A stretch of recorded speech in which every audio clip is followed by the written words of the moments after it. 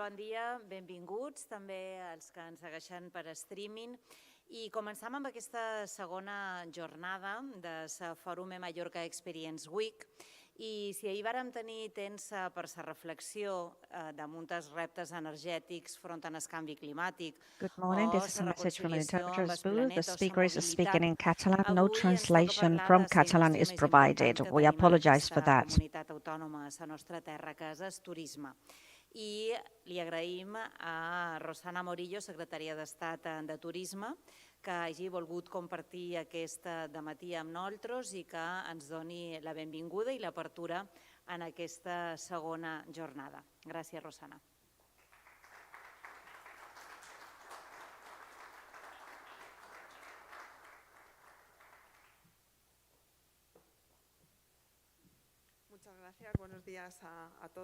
Thank you very much. Good morning, everybody. Mayors, Director General, rest of authorities. I'd like to thank the organizers for inviting me to take part in this fourth panel within this Mallorca Experience Week, which is devoted to something as important as tourism and sustainability from an environmental viewpoint. All of the current challenges, changes in demands of visitors mean that it is vital to develop tourism strategies that help us promote this industry in a more sustainable and particularly more resilient manner. In the next few years, if companies want to be successful, if tourism destinations want to be successful, they will have to operate and manage everything under ever more difficult conditions from an environmental, economic, and many other points of view.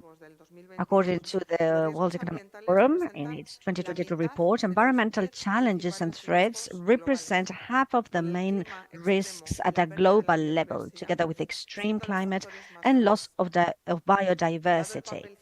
They are the worst and the situations more at risk.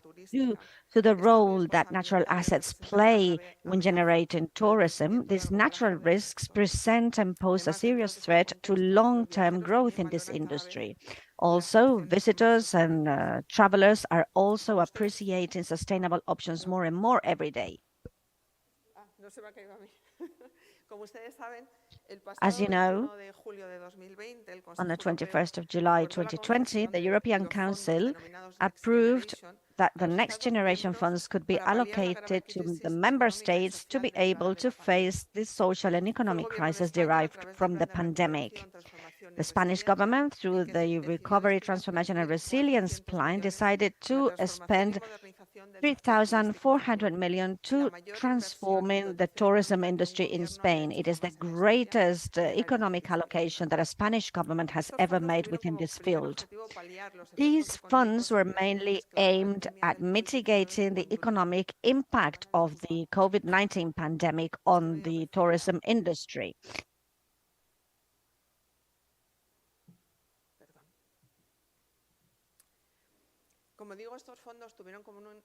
As I was saying, these funds were aimed at mitigating the economic impact that the COVID-19 pandemic meant for the tourism industry.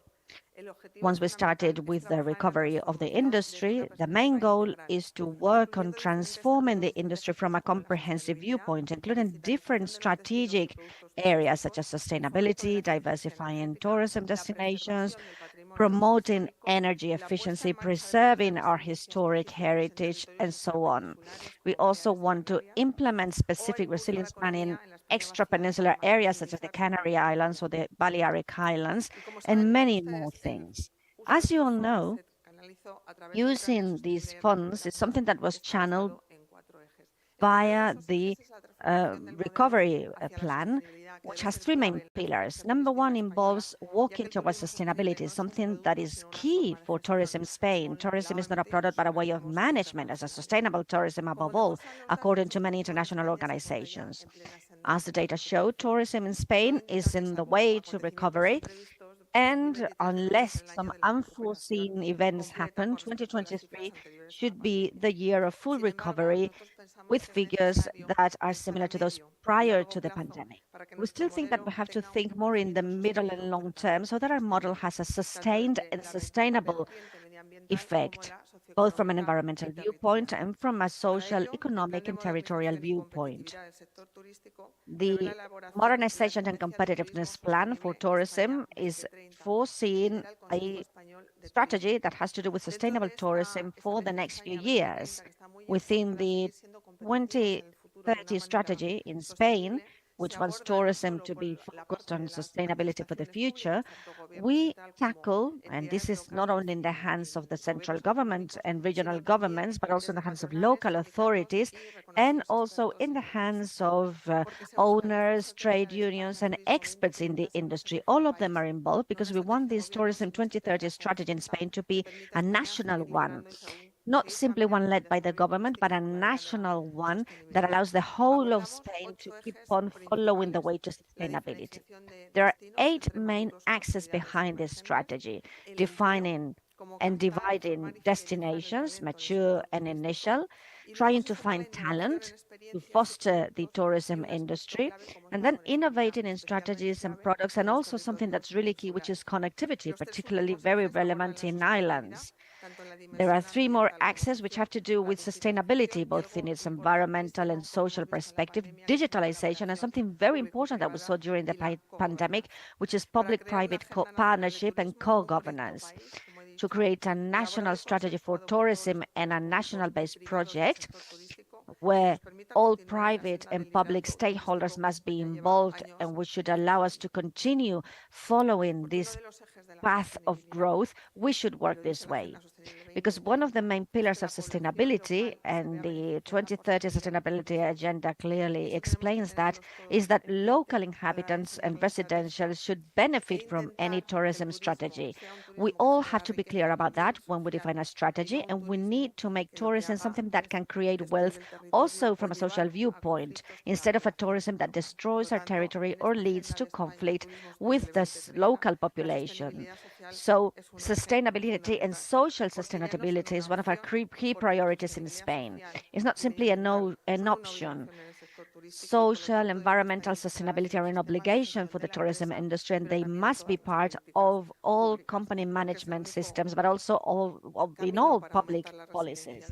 It's the only way we can improve the industry resilience. So transformation measures, productive system proposals, improving our destinations and companies from a competitive viewpoint to improve our future and keep on creating wealth and quality jobs. This is what we want to achieve. We want to keep being a reference in tourism, and we want the brand Spain to keep on being a symbol of development and quality in tourism. Thank you very much, and I hope you enjoy this wonderful event, a well-needed one as well, I think, and which basically brings together all of the stakeholders, and well, I'm sure that it will be really successful and really fruitful. Thank you very much.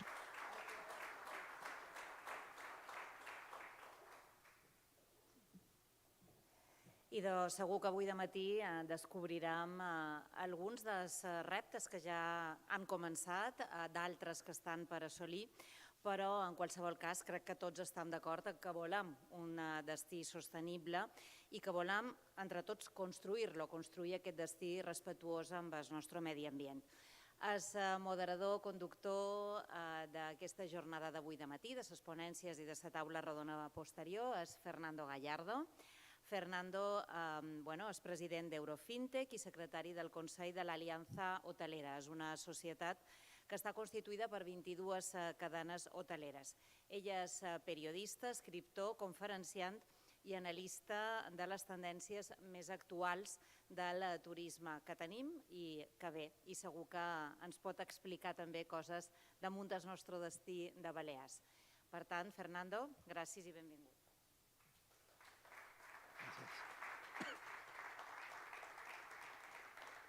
Bueno, bon dia a tothom.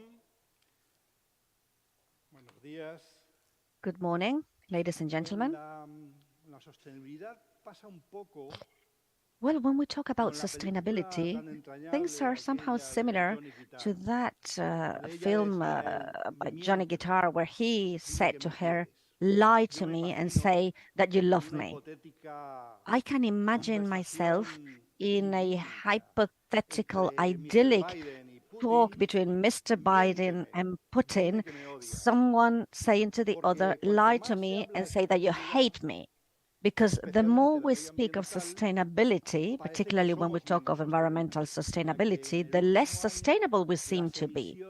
In the past year, greenhouse gas emissions have increased worldwide,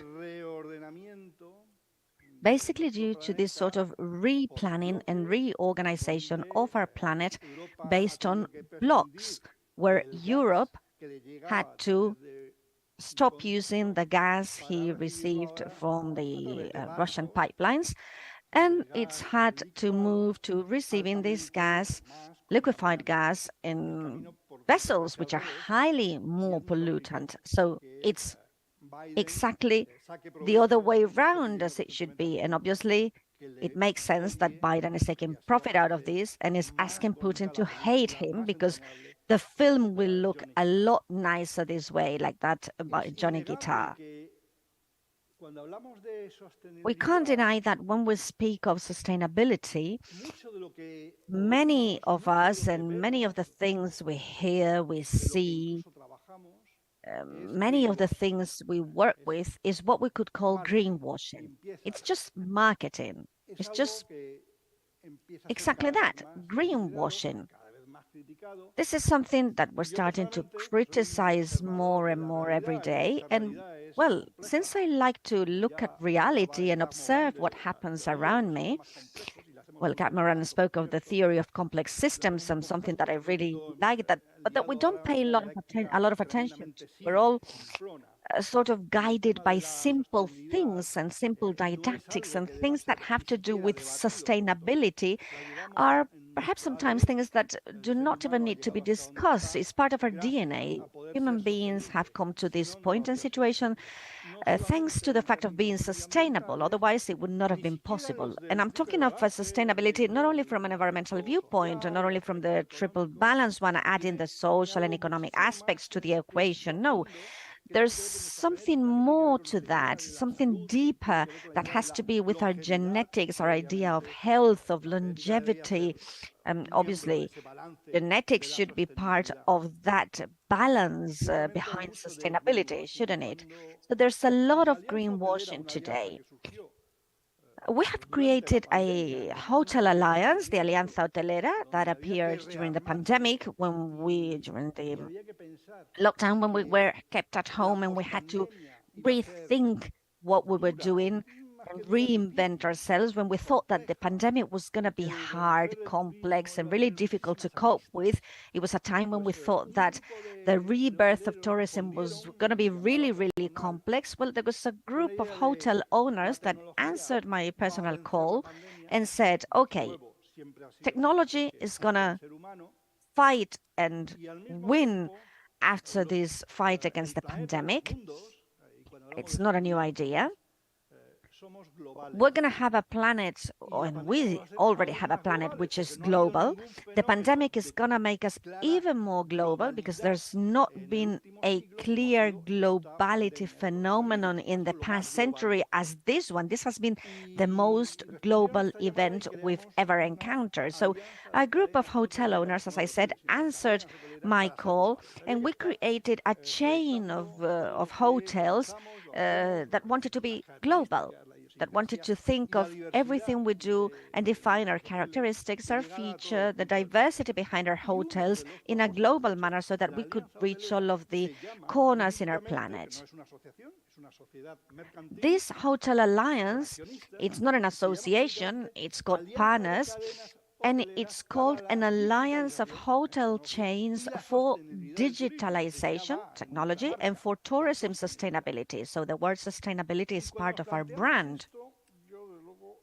So when we started to think about this, I wanted to be very practical. I tend to be like that always. I try to get away from greenwashing. I don't think that marketing is going to help me transform and change our society. So when we started to create this idea, we started to think about, okay, what is it that really causes concern on us at this time of a pandemic in terms of building a sustainable strategy for our companies, which in the end is going to be a sustainability strategy for destinations and for the whole of the tourism industry. So let's be honest and wise. We're now reorganizing our world. And what we're seeing is that energy prices are already at a peak level. It's going to be very complex to develop a sustainable energy strategy for the next few years. So what we thought is, okay, it's clear the main principle of any sustainability strategy has to be the economic pillar. Without resources, we cannot take care of our environment, we cannot take care of our society, we cannot take care of our human beings. So we thought about this from a very pragmatic viewpoint, but very coherent as well with what we want to achieve. And hence we started a way towards a future that would allow us to create a plan, a sustainability program that would be based on sustainable efficiency and on energy efficiency, something that could be more profitable. Our energy bills, and I'm talking about last year, 2022, had trebled for hotels. Well, generally speaking, all over Spain, but at least particularly in those that belong to this hotel alliance, 192 hotels with their energy bills multiplied by 3.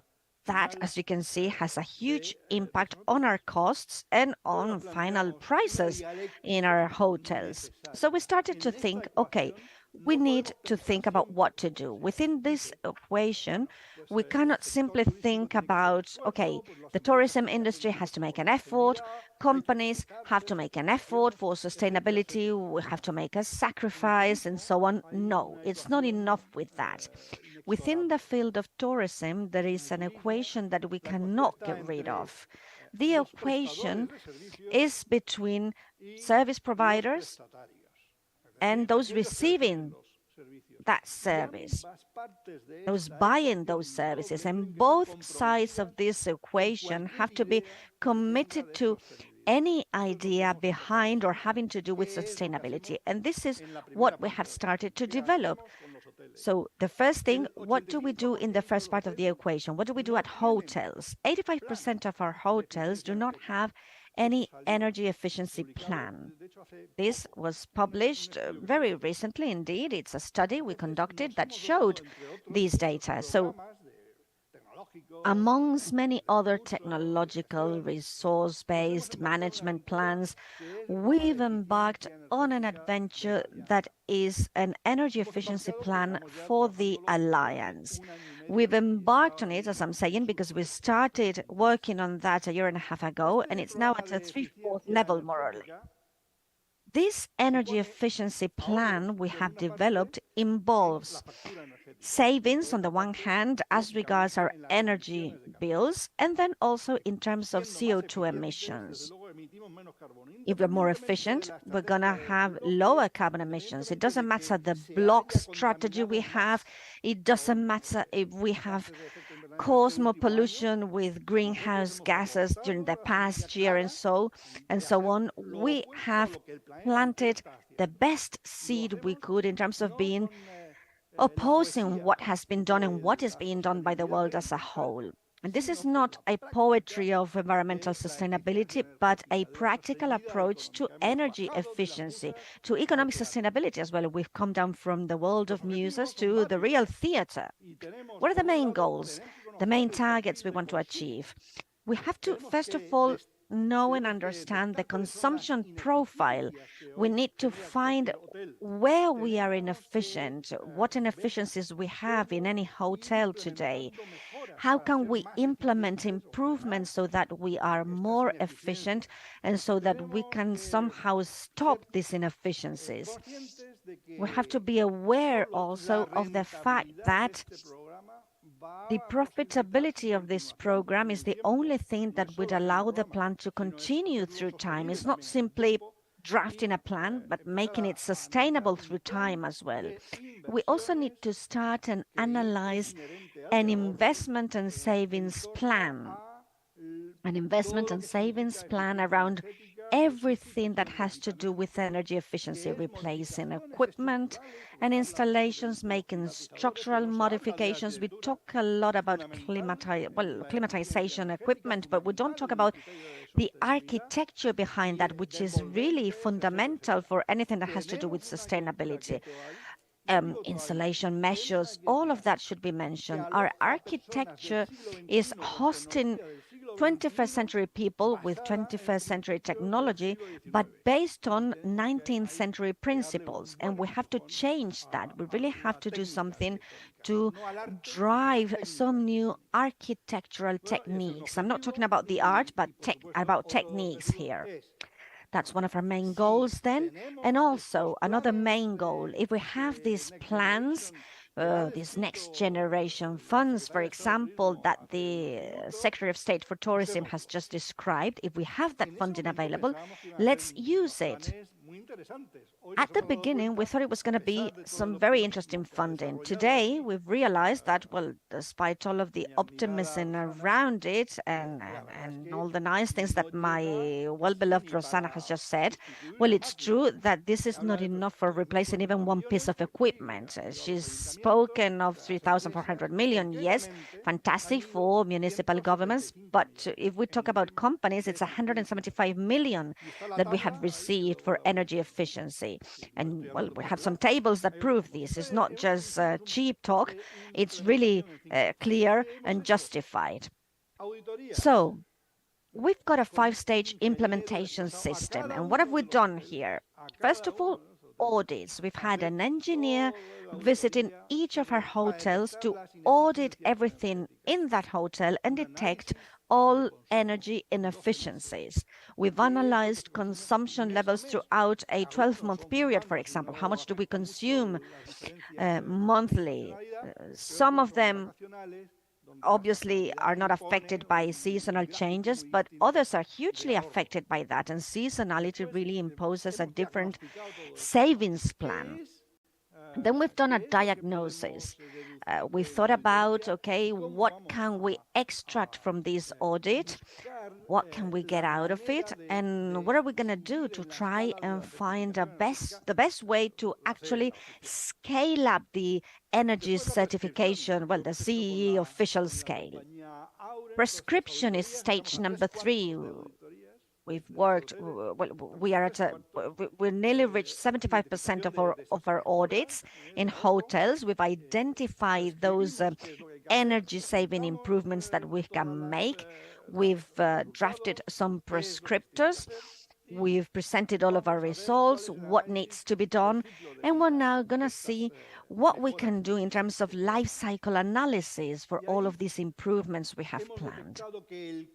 And when it comes to life cycle analysis, we've detected that energy costs per hotel typically range from 15 to 20%. It's quite an important figure when it comes to analyzing our life cycle and any investment life cycle. Average investment in each of the hotels, it depends on obviously where that hotel is located and how long it's been in operation, but basically it ranges from 80,000 to 240,000 euros. So as you can imagine, this is a plan that we're already involved in. It's a 20 million euro plan that we have started, and we hope and think and expect savings to reach 15 to 40%. The average hotel with us is 23%. And we have some hotels where we have detected savings up to 40%. And well, that really matters when it comes to energy bills, and particularly energy bills that have trebled in the past year. I know prices are lower now, but well, I'm talking about last year. If we talk about repayments, well, this will be based on the savings level we achieve, but we're talking of 1 to 3 years. I'm not talking about plans, about projects for the future. This is something that is happening today. We are saving this amount today. And then stage number 4, funding. How must we fund these? Who are the partners? Are we going to opt for next generation funds or not? Also, management is very important, because the way we manage all this, Well, when you make huge changes, this is going to have a big impact, and you need to see what the problems are to correct what's needed. So management is really relevant here. We have a 170 million euro plan, and this is the list of what each of the regions in Spain is receiving. Imagine we have a region such as, for example, I don't know, just to mention one, the Balearic Islands, for example, where we're holding this event, where we're hosting this event. So imagine, but the Balearic Islands, what is our hotel density? How many hotels do we have? What do we need to implement in terms of equipment replacement, of insulation measures, and so on, with 12 million euros, more or less? So there, well, these are the figures, these are the facts. And what do we do?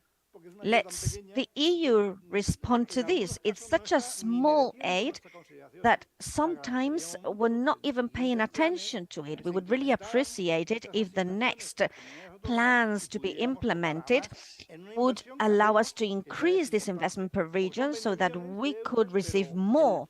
We're talking of huge investments. It's a huge amount what we're investing. And when we come to the final stage, enclosure, insulation, and so on, we can talk of about 60 million euros, which is a huge amount. By the way, the deadline for this table is the 31st of December 2024. So what else? We are expecting to receive, well, if part of those 170 million euros is received by us, we expect, it's really idyllic, I know, but well, we expect to receive 14 million euros for a final investment of 60 million euros. But we are there, we're getting there, we're doing as much as we can, and with the initial investment we've made, we've achieved not only important savings, but also, and this brings me to stage number 2, we've managed to learn as many things as we can learn from the technologies we are using via artificial intelligence to actually define some consumption patterns. And here we encounter another EU-defined barrier, so to speak, which is to be able to predict what consumption patterns will be like in the next 3 years. You also have to find out what the other part of the equation looks like, which is customers. Customers, clients, tourists visiting us, we need to know their consumption patterns. And here we encounter regulatory barriers, data protection barriers, which are preventing us from being able to analyze what their habits, consumption patterns are. And if we're not able to solve the second part of the equation, we won't be able to do anything with part number 1. Yes, fine, we will be able to say we have provided a lovely performance section, very nice about sustainability, but we won't be able to reach a real sustainability because a hotel can save thousands of euros by turning all of its systems more efficient, equipment, insulation, structure, everything you can think of. Yes, we can make huge savings, but in the end, what we have is that we have customers who leave the air conditioned on all throughout the day when they go out to visit the city. And what is this all about? Is this something about education? Not really. Education is important. Yes, it matters, but technology also matters. It's the two pillars supporting this customer idea. Technology needs to be there and allow us to actually know and understand our customers so that we help him understand how they have to behave to support all of our sustainability pillars. And we're really far away from reaching that today. And by the way, within our Hotel Alliance, we have another very important project, still at an initial stage, but it has to do with hyper-customization, with hyper-customizing hotel products. But this will not be achieved if we don't know what our customers look like. And we're finding obstacles from a regulatory viewpoint when it comes to being able to actually know our client, know our customer. And if we don't achieve that, we won't be able to organize and to help energy sustainability amongst our customers. It doesn't matter how much effort we make, well, it'll be all about the poetry of sustainability and what education can help us do, but nothing more than that.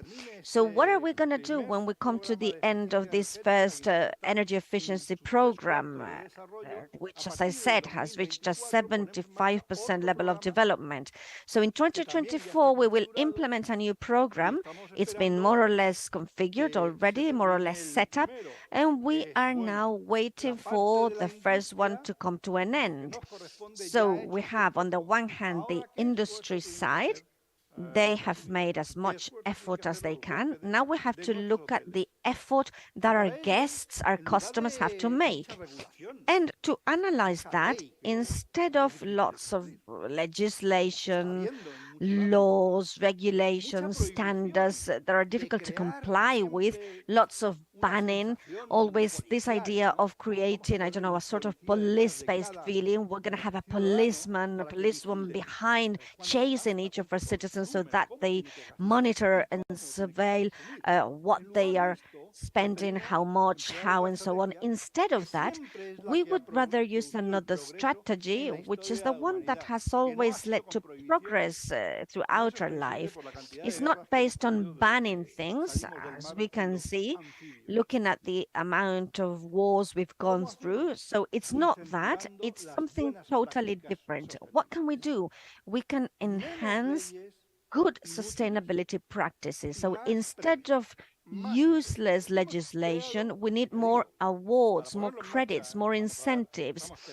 And we have created, well, we're going to wait for part number one to come to an end and, until we can start with this one, but we have created a sort of priority-based program by tokenizing good sustainable practices. How do we understand this? Well, we have to detect what those best practices are, because we can have savings in the energy in our energy bill. Yes, there's no doubt about that. Also, when it comes to greenhouse gas emissions. So what are the objectives that we want to achieve with all of this we are doing? Number one, we want to detect how these good practices may happen. And to do that, this is something we have already done in stage number one, and we will complete that with those 60 million in stage number two. We want to add sensors to all of our hotel rooms. Today, in stage number one of this energy efficiency plan, we've already got some sensors in some hotels. We've got one in Barcelona, for example, and we know how much is going to be used and consumed in 2026.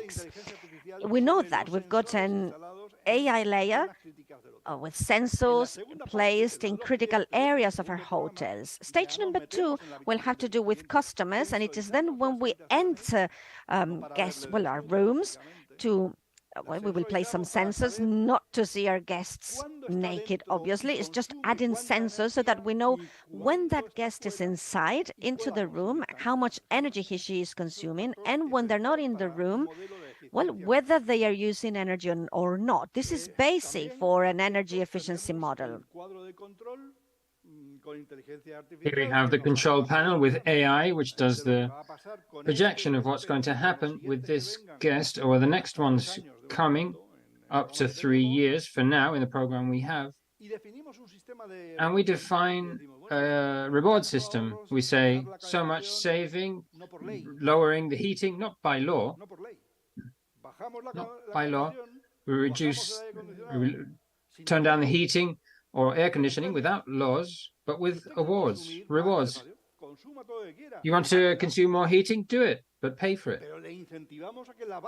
But we incentivize them to bring the heating down, to turn it down, to turn up the air conditioning by offering rewards. So how do we reward this? With tokens. We tell the guests the value of that energy saving, and with the sensors on a in a table, we show them how many tokens. I'm talking about cryptocurrencies.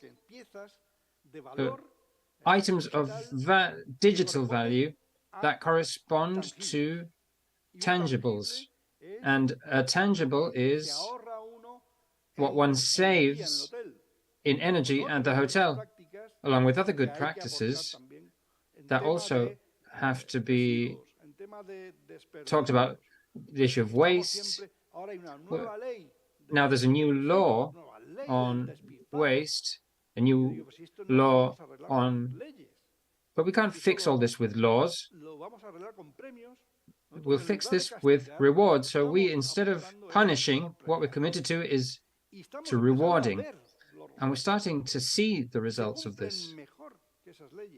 And the rules are followed better than with laws. But and you might say, okay, there's some undesirables. Look, you don't need a law to say that you can't kill someone. We're not killing each other. I don't think anyone's going to kill anyone here. But there'll always be someone, always.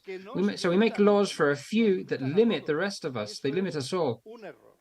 And that's a mistake. It's better to have a strategy, a policy of rewards. And that's what we do by incentivizing this. The creation of a secondary market. So what do we do with all those tokens? I've behaved very well. I haven't produced any waste. I've saved energy. And what do I do with these tokens? You create a secondary market with those tokens. And in the time we're living in, with hyper-personalization on social networks, in the digital world, for citizens, it's very important to think, for example, in hotels, hotel bookings, which will be the next crypto asset. We'll see this in 10 years' time. No one will understand in 10 years' time that bookings at a hotel aren't a crypto asset. They will be. I'm telling you, in 10 years' time, they will be. Because it's the most coherent way with technology to build value for the future. So with those tokens, for example, a booking that today, if you can't go, first you cause a problem to the hotel with your no-show, and second, you can't transfer it. It's unique and non-transferable. So if I have a booking and I transfer it on a secondary market, obviously I'm giving more value to the booking. And in that ecosystem of value, which is a tokenization of good practice, sustainable good practices, it's a greater incentive because I have made good use of the hotel, good sustainable use of the hotel, and I can earn from an upgrading of the room or purchase something in the nearby shop where this ecosystem works. Just like today we have loyalty programs in any hotel chain. I can redeem my tokens in anything, in my next booking. So therefore, we'll be incentivizing that trade, that secondary market, thanks to sustainable good practices by guests. Of course, all this has to be based on knowledge of the clients. If you don't know your client, it will be hard to give to identifiable people through blockchain technology those savings obtained and those good practices. So, hyper-personalization is the next challenge. It's a challenge for the next decade. And we'll see how we transform this idea of poetic sustainability into something more practical and prosaic. Technology and, of course, education. These are the two keys of the equation. High technology in the hotel industry and education among the consumers.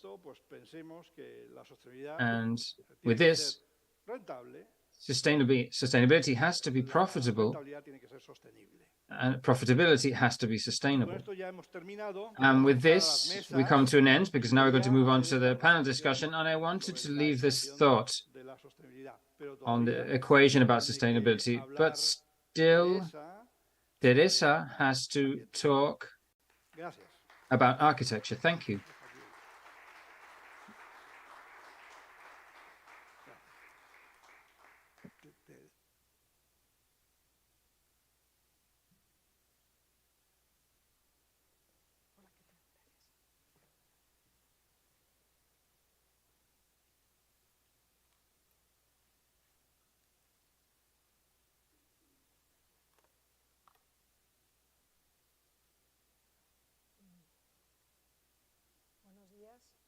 Good morning. Can you hear me? Good morning, everyone. El micrófono se cayó, ¿no? Pero ahora sí, ¿verdad? Perfecto. Pues nada, quisiera antes de nada agradecer la invitación. First of all, I'd like to thank you for the invitation to come here to this forum. First of all, because I think that in my profession as an architect and the knowledge I have through my professional career, to talk about tourism is to talk about a paradox. Tourism itself, sustainable territory, is a contradiction in itself. There was a study carried out on this paradox by two researchers from British Columbia in Canada, and Ponsford and Williams, and I'm more or less along the same lines. We're going to start talking about what is a territory. The territory is there. It's determined. It has its limits in the geographical determinism that confers it a climate and therefore vegetation, fauna. And that territory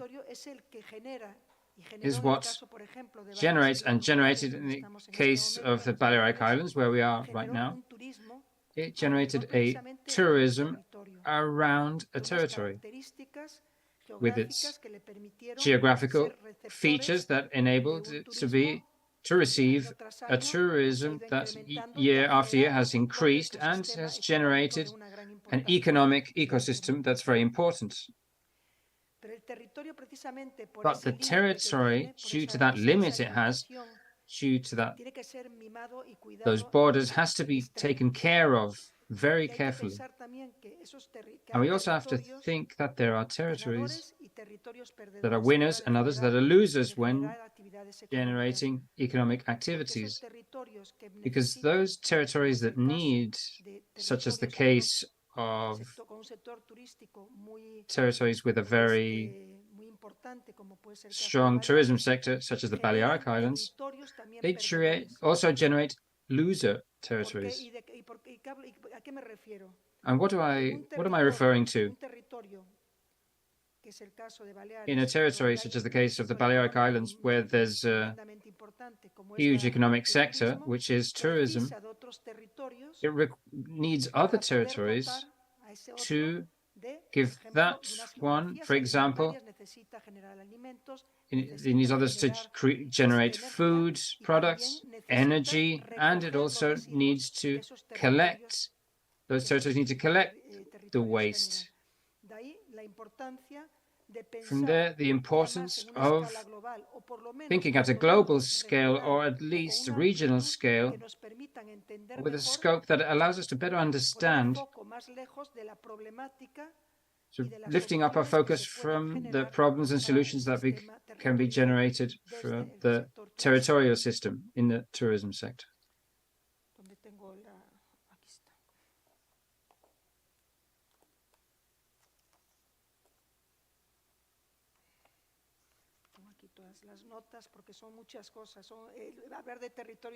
I have my notes here because there's a lot of things I want to mention.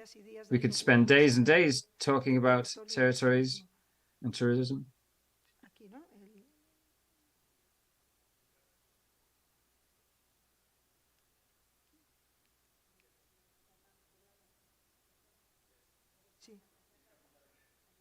hacia allá. Es al revés, ahí está. Bien, yo hace ya antes de la pandemia en un Before the pandemic, que se organizó desde el Consejo Superior as de los a Colegios de Arquitectos de España, congress Zaragoza, organized by the Association of Architects of acuñé un Spain in término porque, bueno, Zaragoza, I soy- coined a term because toco el piano desde niña, con lo I cual play the la piano since música I was a siempre está ahí child, como so music casi is como always estructurando a there, veces mi pensamiento. almost structuring my thoughts. Configuré And una frase que es la clave de I re, coined a ¿no? Creo phrase que that hay is que, para the tocar la melodía rare correctamente key. en los It's tiempos que corren, hay que utilizar la clave correcta. Lo hacen muy bien los músicos de jazz, que son capaces de jazz musicians do this very well, are capable of changing and modifying the scale and the chord to play it properly. Y esa es la clave con la que nos toca. That's the key that we have to play with. Re, it's equivalent to D note. And in the tourism sector, and in general, all economic activities, in this specific case, we're talking about tourism, we have to reset and reformulate.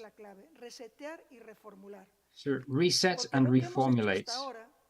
Because what we've done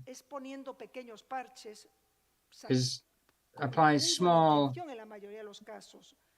plasters, band-aids. For example, in architecture, we've created much more sustainable buildings with the cladding, energy efficiency. Architects are continuously working and proposing advances in this field, but evidently it doesn't respond to the whole problem, nor does it generate that global response that is required. But there are small steps that we have to generate. As Fernando mentioned, we have greenwashing. We also have to be careful because it's also an attack to cancel those small steps taken.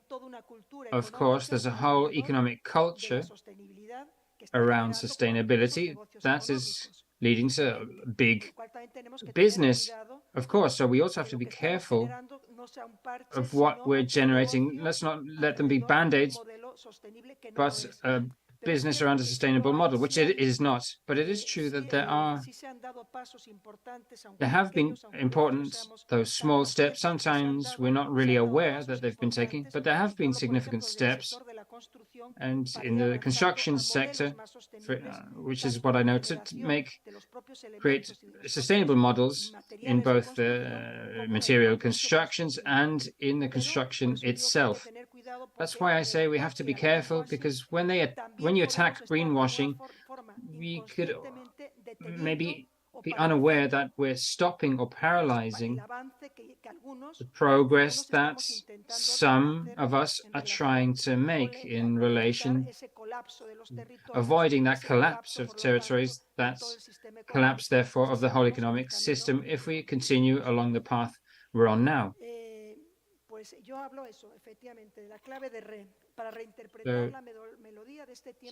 I mean,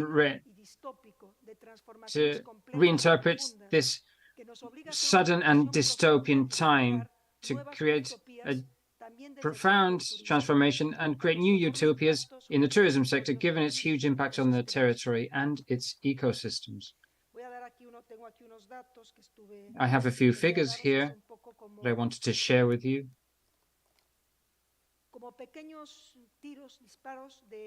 As little brushstrokes of what the tourism sector means for territories.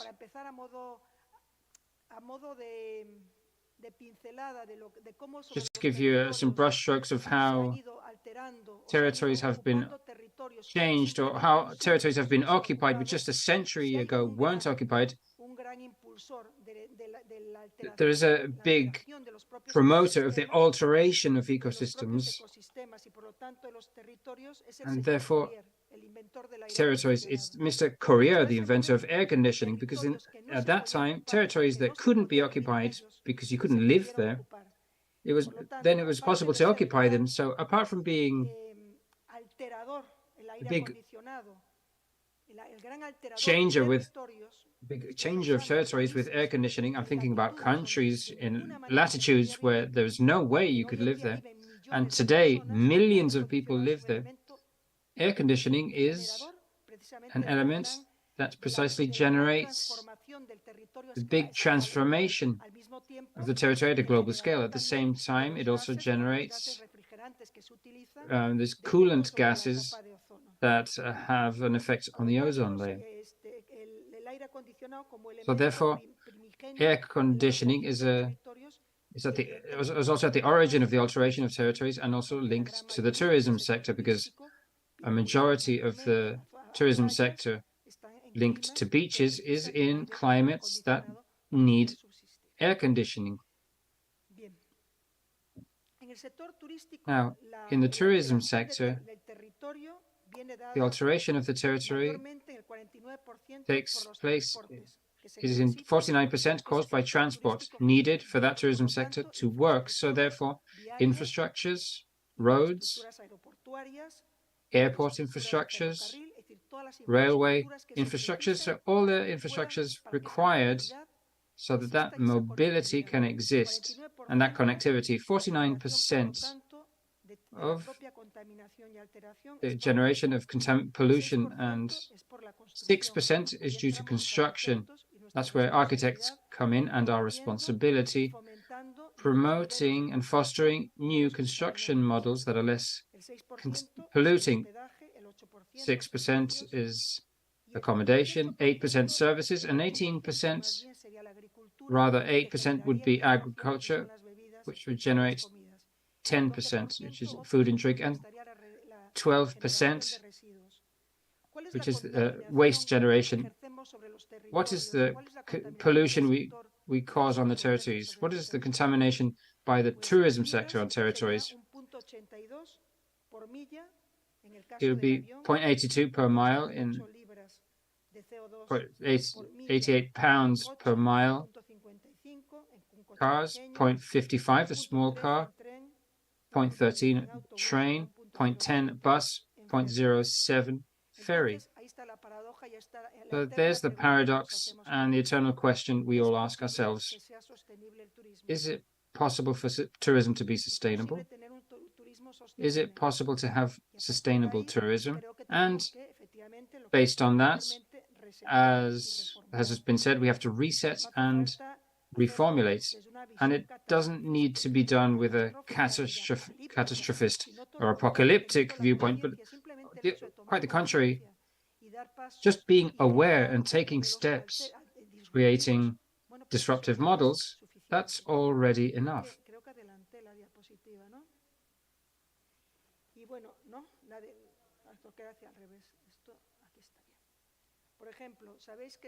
For example, you know that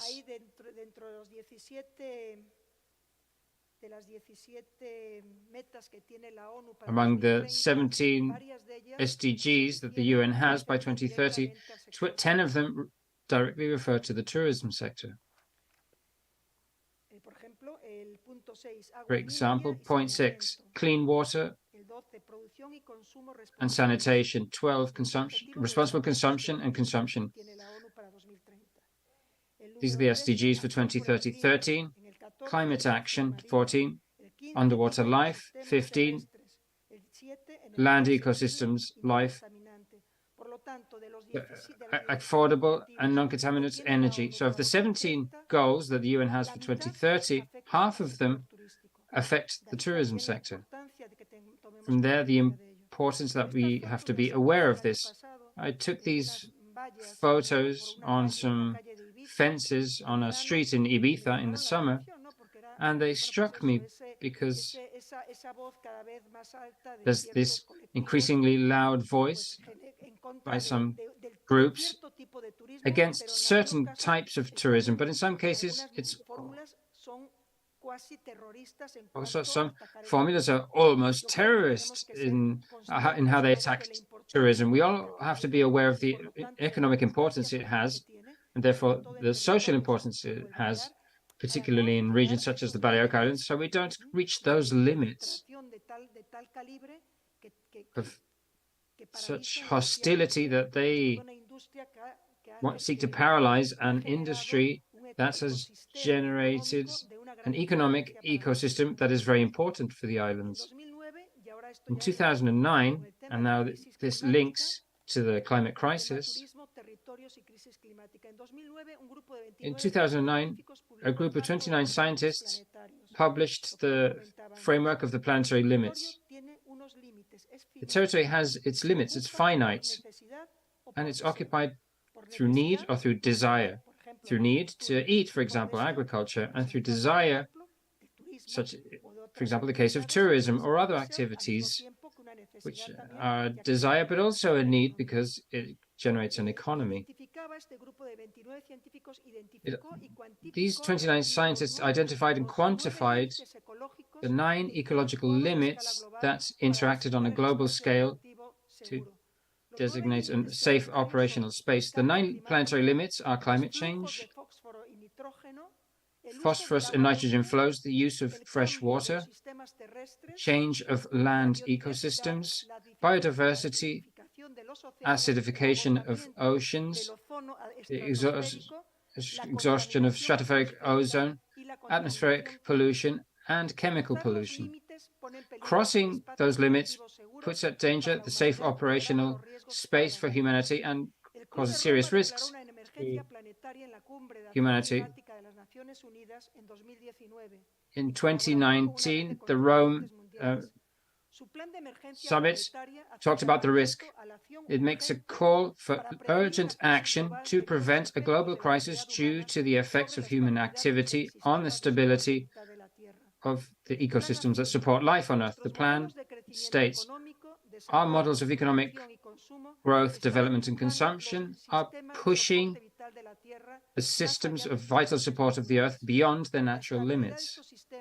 The stability of these systems are our global shared assets that are so fundamental, and they are at threat. So territories are in danger because they have a limit. They have a capacity, a bearing capacity, and that has its limit.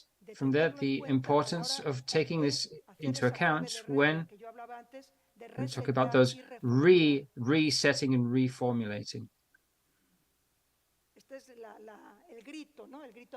This is the scream, desperate scream, sometimes exaggerated, but I think we're at a time when we have to exaggerate. The problem's there. It's like a sword of Damocles.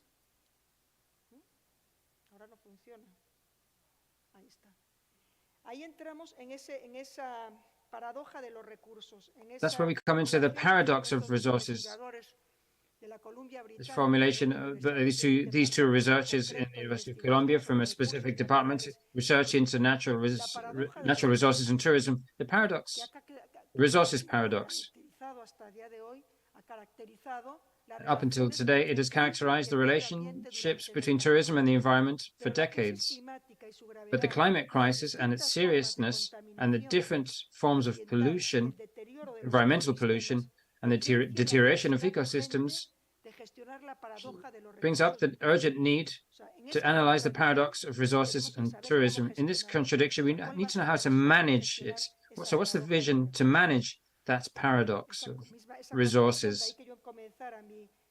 That's why I started my presentation saying, is tourism sustainable? It's a question. Is it sustainable? Because tourism itself and the environment they contradict each other. I do think it can be sustainable if there is an interest at a public sphere and also in a private sphere. Of course, it can be done. Fernando explained, he described a model, taking those small steps, a different model to tokenize and monitor better energy efficiency.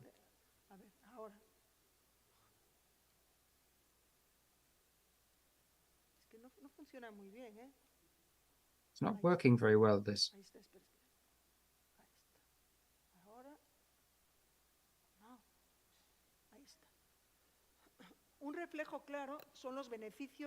A clear advantage are the socioeconomic advantages for the local communities and the sustainable use of territorial resources. So the tourist sector generates in those 3 ecologies, environmental, economic, and social ecosystems, having very important economic resources, very important in some territories. Specifically, we're in one where the economic activity of tourism generates this whole economic system around it, and therefore a social ecosystem. Therefore, the sustainable use in sensitive territories, if we're capable of maintaining these sensitive ecosystems, we'll also maintain a much more aware tourism. Education is very important in that disruptive future for tourism. The education will have to be done by the owners themselves of the hotels and the public administrations. When I go, for example, to an island in the Balearic Islands, to a hotel, and I see that there are a series of actions to avoid and raise awareness, I'll be a much more aware tourist as well.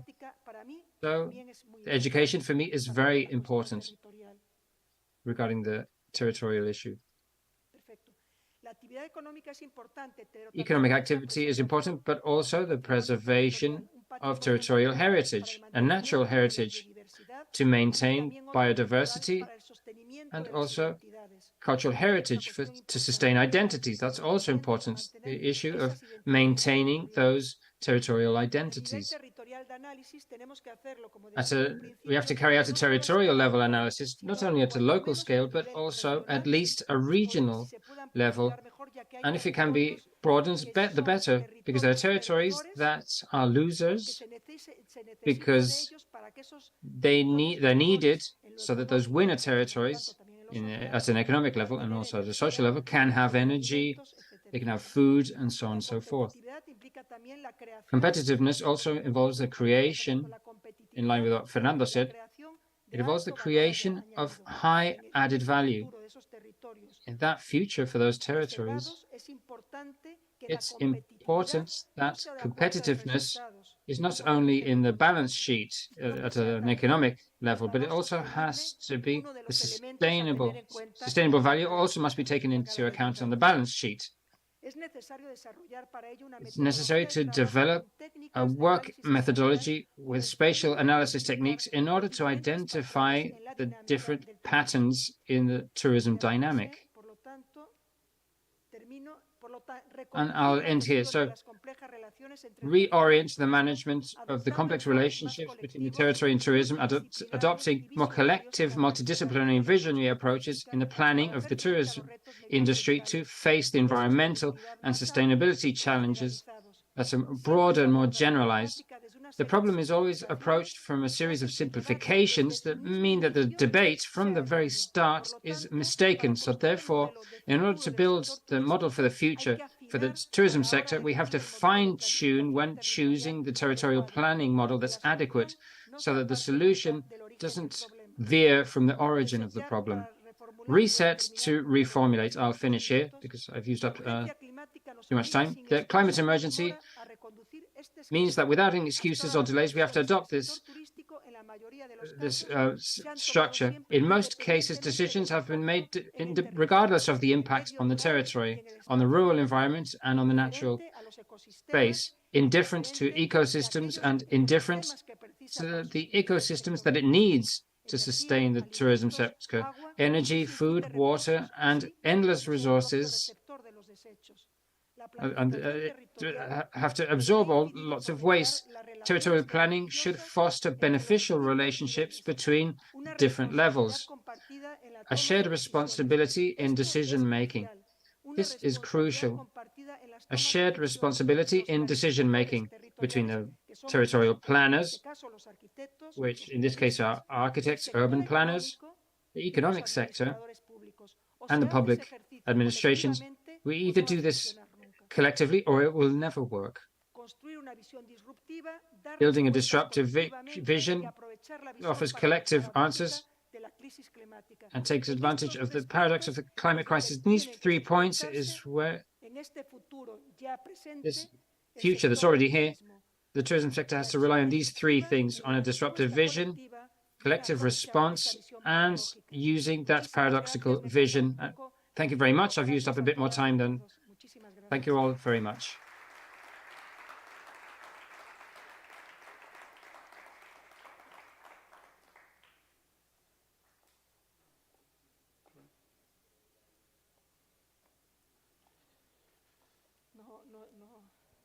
No la hacía muy bien. ¿Qué? ¿Qué tal? No, que digo bien. Bueno, bien para darte caña. Para darme caña, venga. No, pero al mismo tiempo ves cosas. Yo lo que te...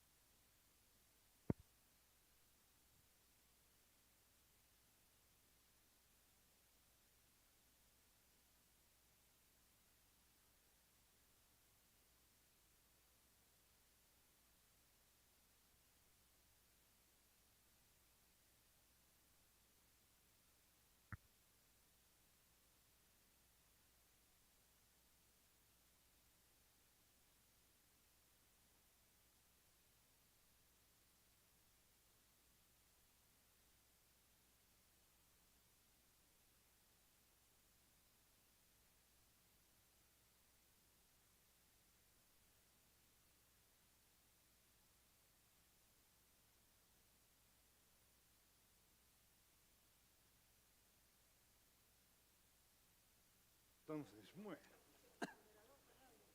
No, aquí, sí, aquí. Yo modero desde la distancia. Bueno, continuamos la sesión. Well, we continue with the session. Me ha tocado moderar dos mesas. I am in charge of moderating two panels, two roundtables. And, well, I would like to start by briefly introducing each of you quickly, because otherwise I know that we'll be late. But anyway, Teresa, I don't need to introduce her because she's already introduced before. We've got the mayor of Alcudia, Domingo Bonin.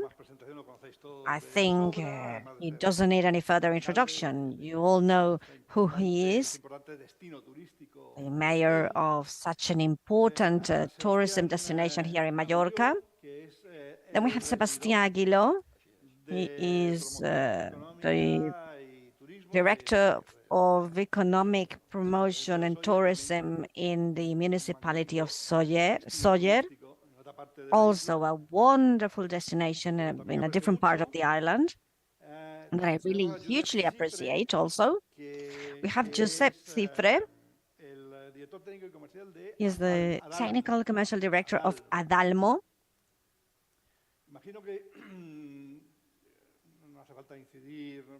And, well, I think that there's no need to explain what Adalmo is and what he represents within the world of companies.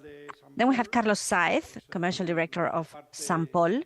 So they both represent the entrepreneurial part of this roundtable. We also have Jordi Kerr, founding partner and director of the Gener Renewable Energies project. So that's been brief, I think. And let's go for questions then. I'm going to pose an open question, but sort of from a very Galician perspective, very open. I'm going to try and answer the question of our Galician representative here, who was speaking about whether tourism is sustainable or not. So I'm going to answer with another question.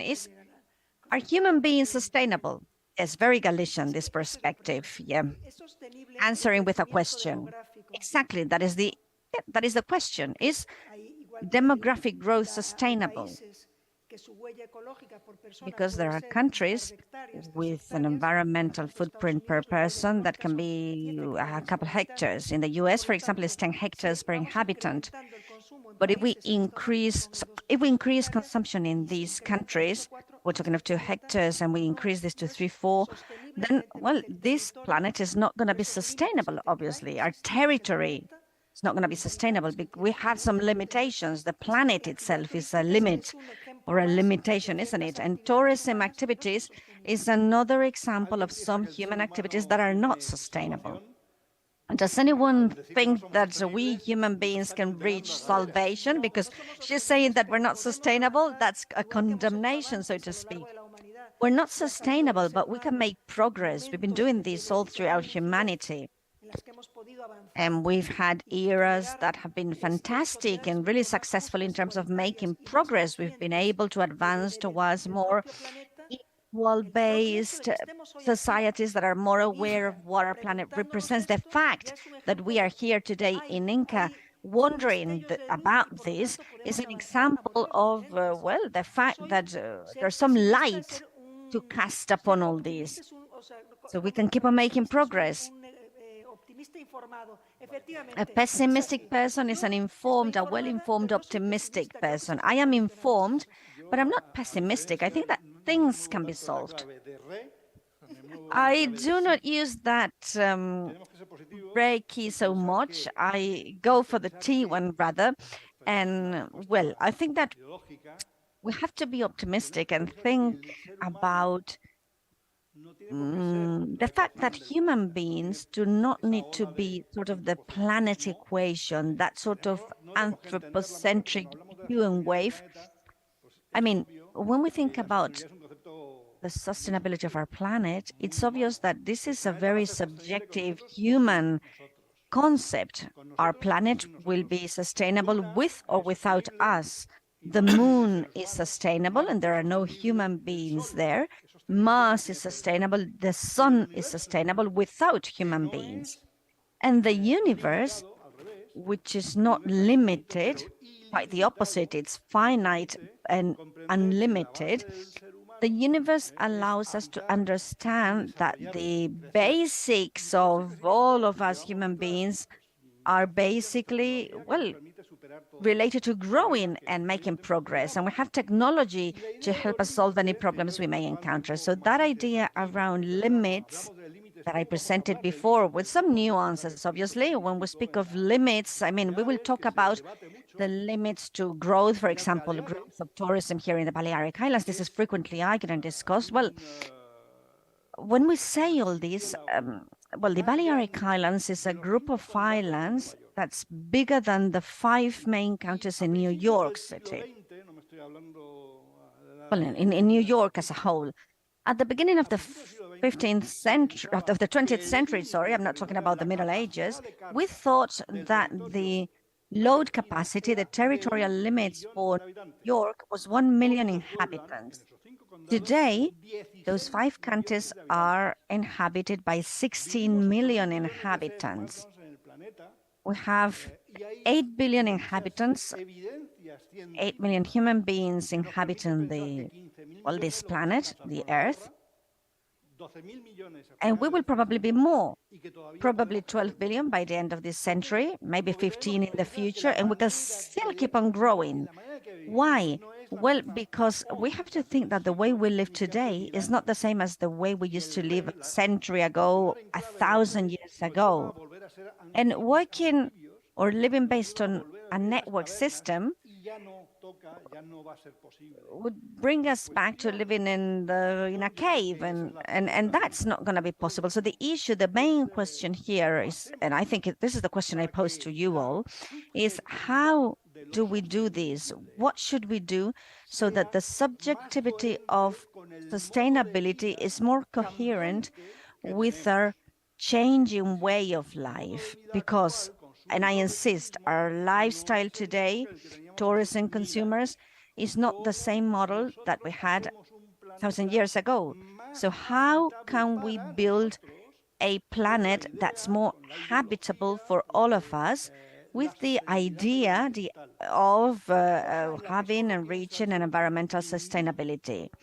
It's only human beings who think about this. No other living organism in our planet thinks of sustainability, even considers sustainability. So what do we do? How can we define, this is an open question to you all, how can we define those best practices, best sustainable practices from our own subjectivity as human beings? Anyone who can answer me? Not Teresa, please.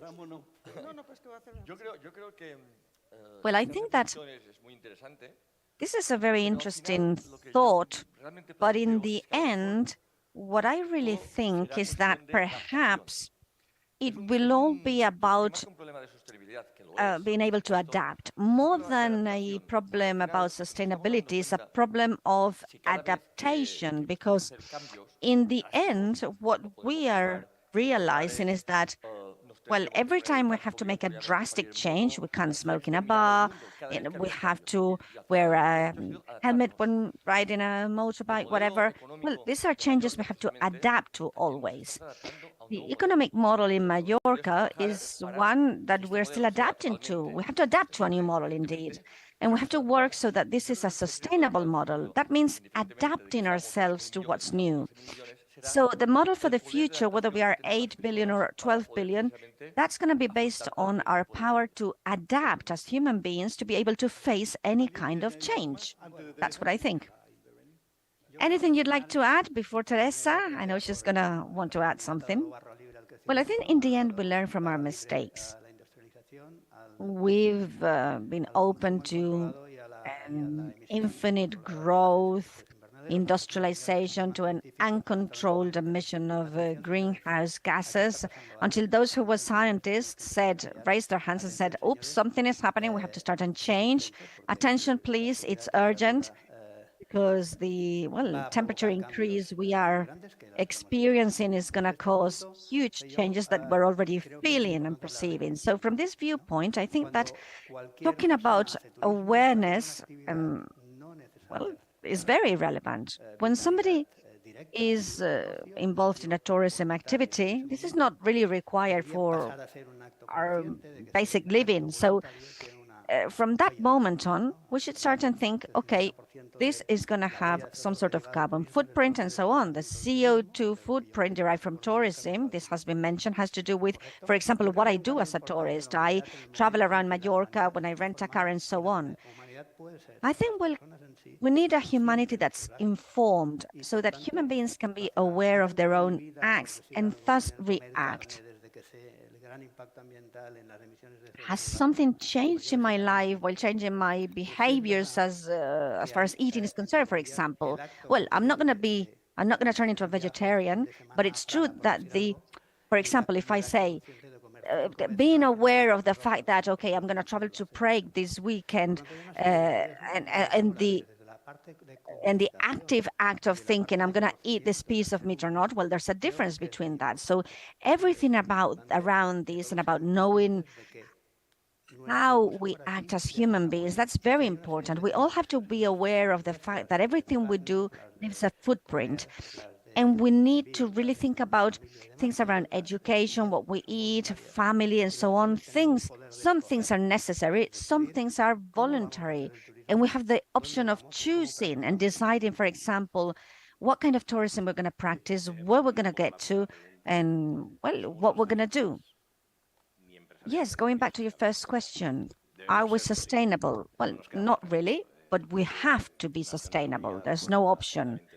I think that the UN, with its 2030 agenda, stated this clearly already. There are 17 goals, and we have to reach them. So I think that perhaps we should go back and all of us together think about the fact that being sustainable does not need to cost money, really. It's quite the opposite. Being sustainable has an economic side to it, and we have to really get the most out of it. If we think about working on a circular economy basis, for example, bringing some of the things we use back to the production chain. If we see things from this perspective, we can even be more competitive. We can save costs, and that's something important with the energy crisis ahead of us. So I think we don't have to be afraid of moving towards sustainability. We've typically seen sustainability as a cost. And I think that we should leave this taboo aside and start and think differently.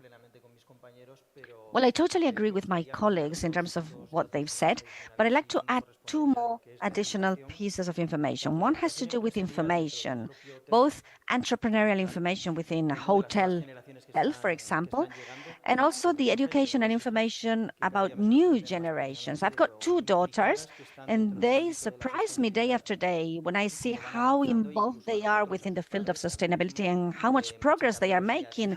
They educate themselves, but us, their parents as well.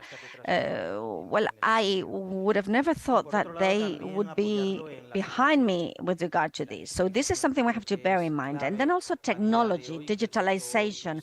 I think this is really, really relevant today. We need the tourism industry in the Balearic Islands. And I mean, they're doing things quite well. Hotel chains in the Balearic Islands are working quite well with regard to these. And there's, well, so much pressure has been put on us after the pandemic. But, well, we're doing our homework, and digitalization also involves becoming integrated with everything that has to do with sustainability.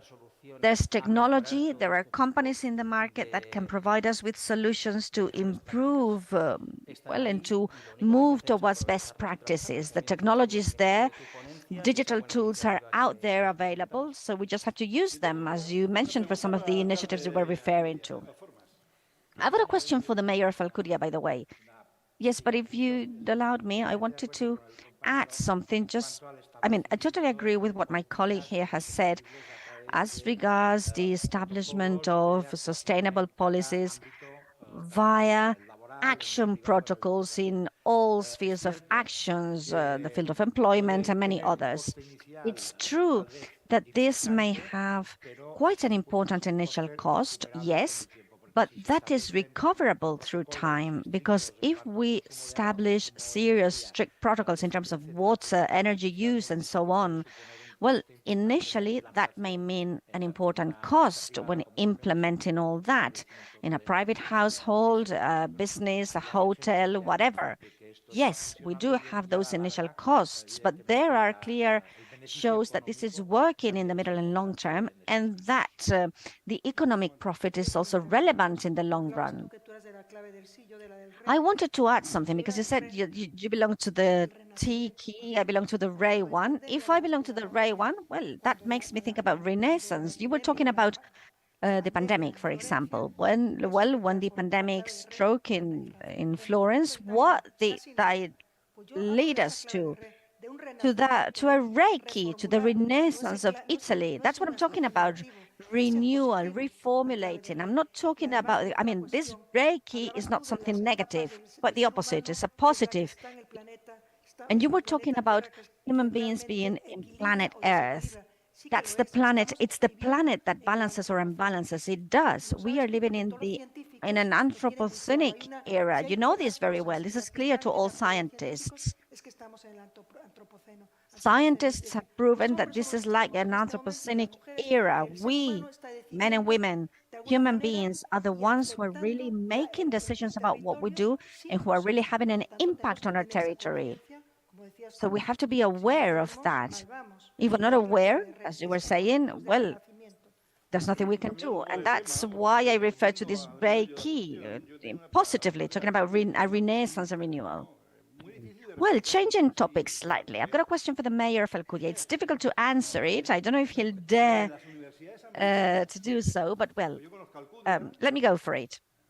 In the US, if we think of universities, well, Alcudia has quite an important tourism power here in the Balearic Islands, but we're consuming lots of soil and land, and many US universities are studying what the most efficient model in tourism could be all throughout the planet, and they are very much focused on Benidorm. And how do we make the territorial expansion of a municipality such as Alcudia, how do we make that fit into the verticality we see in a place like Benidorm? And there the question is, couldn't a vertical model be more sustainable than a horizontal one? A question for the mayor of Alcudia. Well, I'm going to be very clear about this. I don't know if that's more or less sustainable, but for me, the example of Benidorm is not at all applicable in a municipality like Alcudia, or to any municipality in Mallorca, I would dare say. It's a totally different model, completely different from our idiosyncrasy, the way we are, our territory, the way we build, and so on. So again, I don't think at all that a place like Alcudia could replicate the model in Benidorm. And my apologies to those from Benidorm, but I don't think he can set an example to any of us. My apologies to any of you who may think that this is a good example of urban planning. For me, for Alcudia, I think that this is not an example. And the question is not so much about whether this can set an example or not, but rather, imagine, today we're receiving 16 million tourists in the Balearic Islands. So how are we going to do it? How are municipalities like Alcudia going to manage what they have to manage when we receive 30 million tourists in the future? Well, this goes past regulations. We have to open the discussion about this. How much can we absorb? Where can we get to? And then based on this debate, we have to sort of couple the services we can offer. What I think we cannot continue doing is, well, having an absolute growth year after year. We have to think of, well, the limit we can get to, the roof of everything. Let's open up that discussion and let's think, what is the Alcudia or Mallorca we want for the future? What are we willing to, or what are we capable of offering with our resources, and then setting the limits to what we can offer. I think that's the solution. It's not growing vertically or whatever. For me, that is secondary, really, after actually knowing what is the limit we can get to. And who should be involved in that discussion, according to you? Well, the society as such, all of the stakeholders, government, conseil, local governments, companies, tourists perhaps as well. Yes, tourists, everybody. Perhaps, well, tourists, I don't know, perhaps not so much. Because if you let them intervene, no, I think the discussion has to be open to everyone, to all of the stakeholders, clearly. They have to get involved, all of them. And what about the industry representatives? What do you think about this? Well, I share Domingo's words. In fact, some years ago, somebody does speak of a numerous clausus Mallorca, and they nearly killed him. But this is an attitude, a behavior. It's not just a word today. It's a concept that people are starting to really understand, particularly those of us who live here, residentials, those of us who have to cope with this problem today, because now it's like coping with this. This is why I spoke of that power to adapt, the capacity to adapt, because we, residentials in Mallorca, those who have always lived here and were born here, are having to adapt to this. Those hidden treasures we used to have are not hidden anymore. They belong to all of us. And as Domingo was explaining, it's not simply an issue, a question of looking at what we're going to do in the future, but looking at how we manage what we already have on the table. So we have to think of an immediate future and start and set some limits.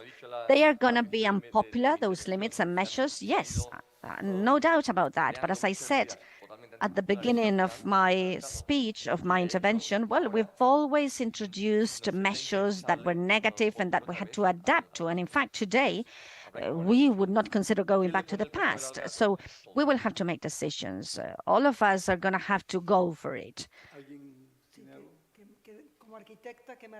As an architect, I have to say that it's a pleasure listening to these mayors following this line of thought. I mean, architecture, urban planning itself is moving in the opposite direction to that densification you were talking about. That's the cities we built in the 70s. They still exist in the Asiatic countries, particularly. We're going to have a worldwide conference in Copenhagen this year, by the way, in September, and the more advanced, modern urban planning we're talking about today goes the opposite direction to what we did in the 70s. We had to reduce everything produced, I mean, in terms of energy, waste production, but that is not sustainable today. So that Benidorm-wise model that you're talking about is a 70s model, one that is not at the avant-garde of urban planning today in architecture. It's not what we focus on today. So it's nice to hear somebody like this, Mayor. Well, apart from opinions, we have data. And in 2050, 75% of our inhabitants, of citizens, will live in cities. That's what we're being told. So we are moving towards a minimum occupation of territory, and that is in opposition to another kind of model that needs lots of land. This is why the trend towards creating megapolis is something that is, well, uncontestable and unstoppable.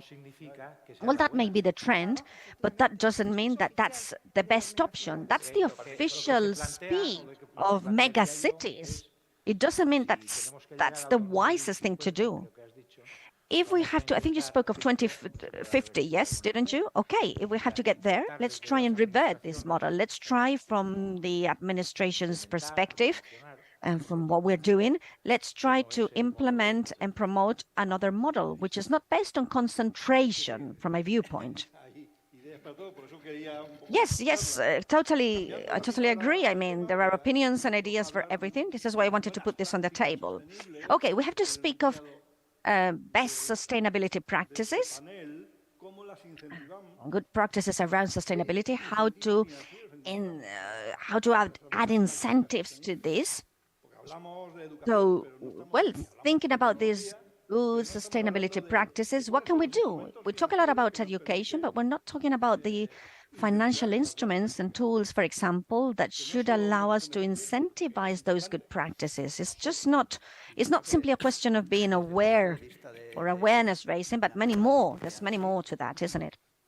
Well, I think that's, if we think about hotels, for example, we enter a room in a hotel or a hotel as such, and the first thing we consider is how can we limit what this hotel is consuming in terms of energy resources, for example. What can we do?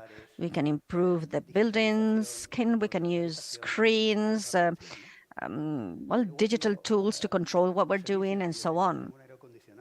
Then we also have to think about the services we offer. I have some air conditioning services, for example, so maybe I have to think, okay, this is a profitable investment.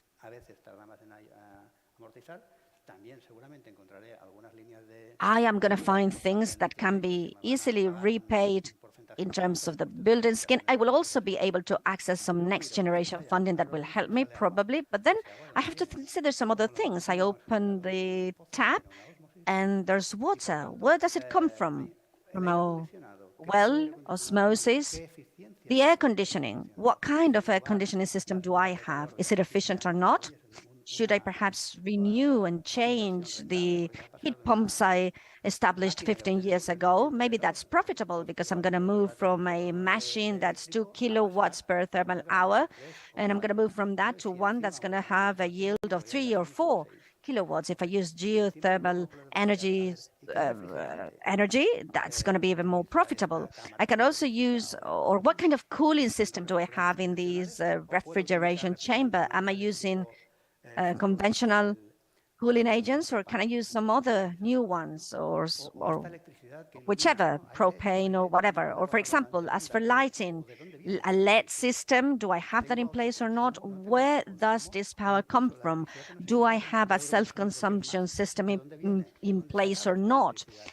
Where do I get my energy, my power from? Maybe there's a solar plant close to me, and I can, well, tie to that or associate with that. We have Viva, for example, which have invested hugely in these heat pump systems, for example, for heating. How do I feed that? Geothermal energy or pellets or what? All of these investments and options go far beyond what's purely environmental and environmentally friendly. I mean, there are aids that can help us, but there's an economic profitability behind all of these investments. Well, there's going to come at some point in time, there's going to be profit out of these. It will all come. Apart from an economic profitability and reducing costs in our hotel, you're also going to raise awareness and improve your communication. If in your parking lot, in your hotel, you have, for example, an electrical charger and you have some batteries, whatever, this is necessary because we have the car rental companies in the islands, and there are going to be requirements in the near future in terms of well, a percentage of vehicles will have to be electrical. So if people have a charging station, they will be able to rent such a car.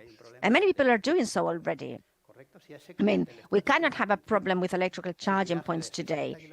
If you're telling our customers, okay, your 60-kilometer trip per day because you went to visit Cap de Pena or whatever, you've done that with an energy that's available from renewables, well, all the better, because apart from using a service that can be profitable for the hotel, you don't need to offer that power for free. You can charge for that. So we are obtaining that. We are helping our customers, and we are also enhancing, promoting the carbon footprint reduction, the one behind the trips that tourist is going to make. So many of the things that we can offer have a very positive return today.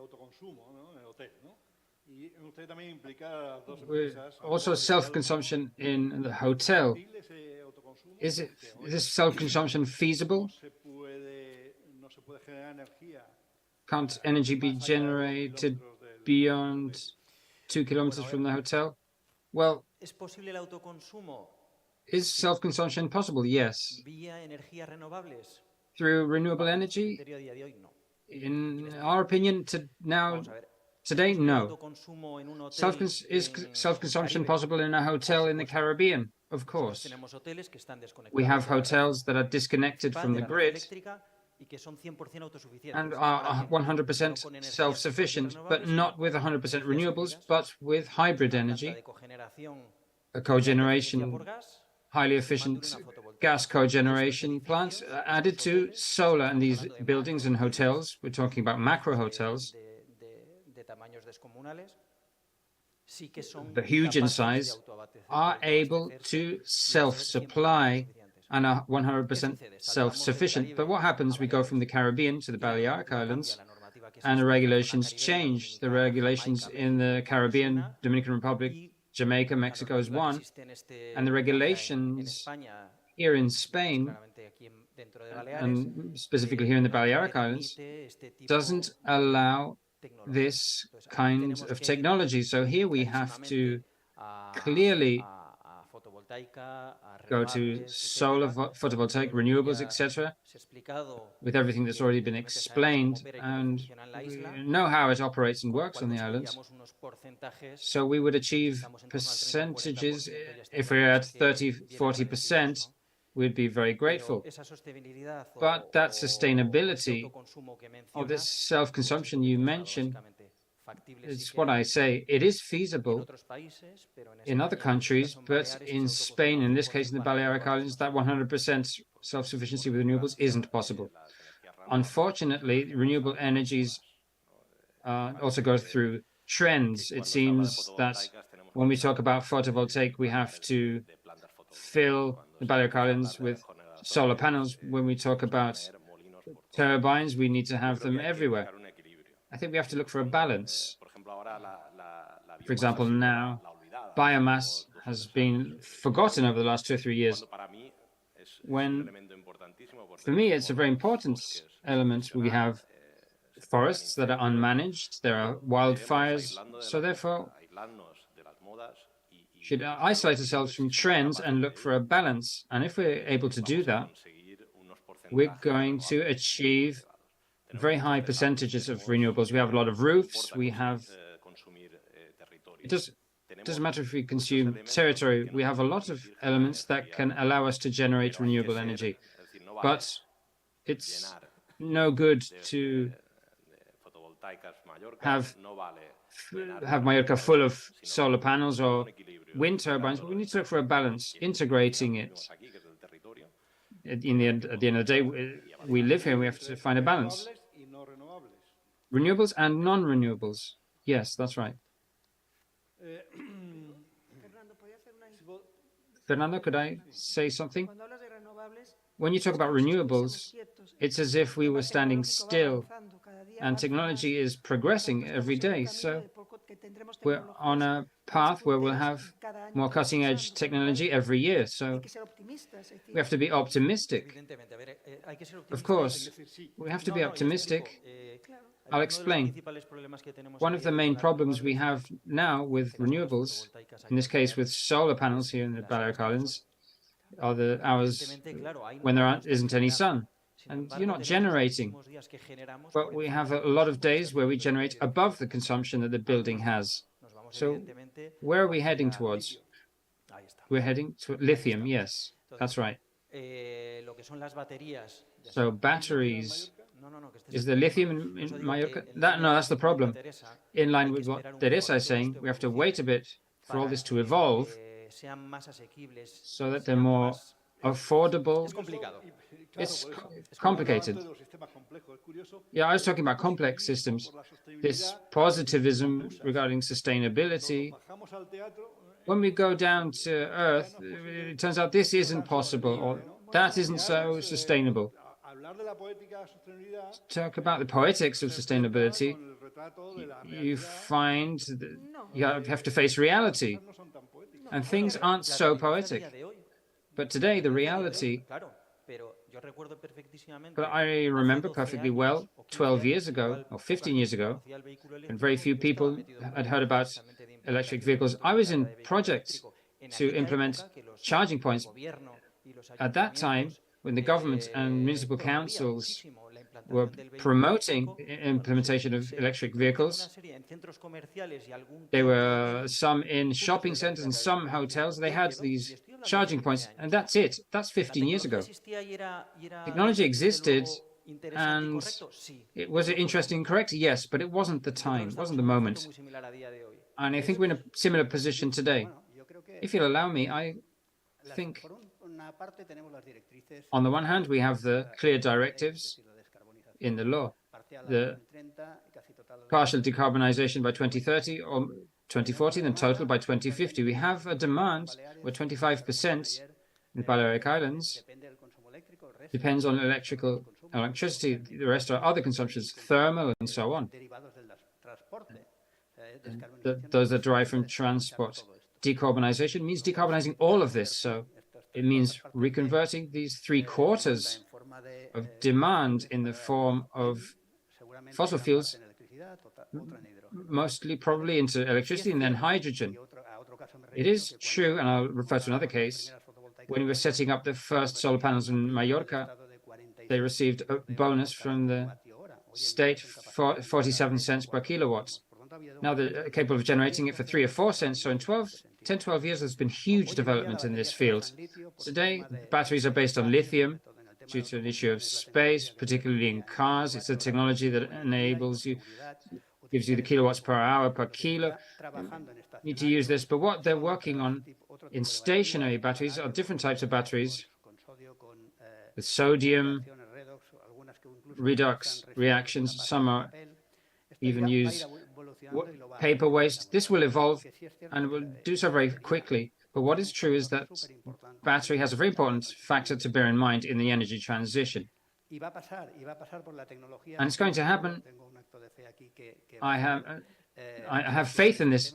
I think we'll be able to manage this because it's the only way we'll be able to expand that demand coverage and produce renewable energy. And the Balearic Islands, it'd be particularly solar panels. But there's also a big responsibility in waste treatment and recycling. I insist we can talk about the poetics of waste, the circular economy, but when we actually do it, what happens? I remember in a small village I won't name, where I have a second home, we had waste separation. That's like 7 different types of waste. And what used to be less polluting, now suddenly we have trucks every day to treat all these different types of waste. And we've better managed the waste at the cost of increasing greenhouse gases. So what do we do? I think, first of all, the best waste is that which isn't produced. And here we're doing the complete opposite. So we have a very big problem. I think in the Balearic Islands, we were pioneers in 2019 with a law on waste that regulated single-use materials. And over time, it's been shown that the state regulations from last year has responded to this. Regarding waste, we're not doing very well. We're last in Europe. We're the European country with the most waste disposed of in landfill. Incineration isn't the solution either. We're still obtaining these materials from production processes, so we need to make progress in the material globalization of material. We have to continue investing money. And as you also criticized during your initial presentation, unfortunately, the administration forgets about private companies, which I think are a very important part in the management of waste, and it often allocates money to public installations. We should also incentivize private management, because I'll explain the case of Adalmo. We've been working on the circular economy for 50 years. The concept is new, but as you say, 15 years ago in São Paulo, you had charges, but 50 years ago, we were recovering metals, textiles, recovering cardboard, plastics. So therefore, that the administration needs to remember us when planning and allocating public money. Of course, a lot of money is needed. It's true that the world of waste is seeing a big change. They're talking about recycling textiles, talking about recycling plastic. It's a relatively new thing. There's a lot of work to be done. And I think that the next few years, we'll see a lot of new things. In the case of Adalmo, we have the zero waste certification, and we're proud of having received it in the year 2022. We received 97% of material recovery of the materials we manage. That means that provided there are no techniques available on the market, we destine 95% of the materials we have to recovery. And what do we need? We need industry. We're always complaining about the raw material. Mallorca hasn't been competitive in the industry because we don't have raw material, but we do. The recycling industry is a source of raw materials for production processes. So therefore, maybe we should go back to the period when in the Balearics we had foundries and paper factories. We have the raw material. A month ago, I was at a conference on recycling of electrical devices in Zaragoza, and I was struck by the presentation by a manufacturer. He said that waste managers are very important, and in the future, you will be our source of platinum for PCBs. So we need you. It's not a matter of, well, if you want, we can collaborate. No, we need you. The resources are finishing, so we have to invest in the circular economy. The administrations have to invest in this, and I think that in the future we'll make progress. The time is up. I wouldn't like to use up too much time, because I'm told we have to go down and have a coffee break. But as a summary, if we have time, when they talk about the politics of sustainability, insist on it, and they talk about 0-kilometer local cuisine, 40% of greenhouse gas emissions are caused by agriculture and livestock farming. And when they say we have to return to former foundries and paper factories, we're doing the path in the reverse direction, because paper mills are very contaminant. And we say, let's use paper to replace plastic. They mean, let's replace something that generates gas and replace it with something that generates more gas, which is what is happening. Apart from the war in Ukraine, we're seeing that these measures, the poetry, forces us to contaminate even more. That's more or less the doubt I'd like to close this debate with, and it's doubt manifested by complex systems. When we provide solutions, we always tend to simplify so people understand us. But with simple solutions, we're not going to fix any problems, because the complex world, when we say, let's set limits, Trump's theory, his discourses permeated the planet. Let's put limits on things. Let's limit human movement. Let's limit and so on. But human beings jumps over all limits, and the history of humanity has been overcoming limits.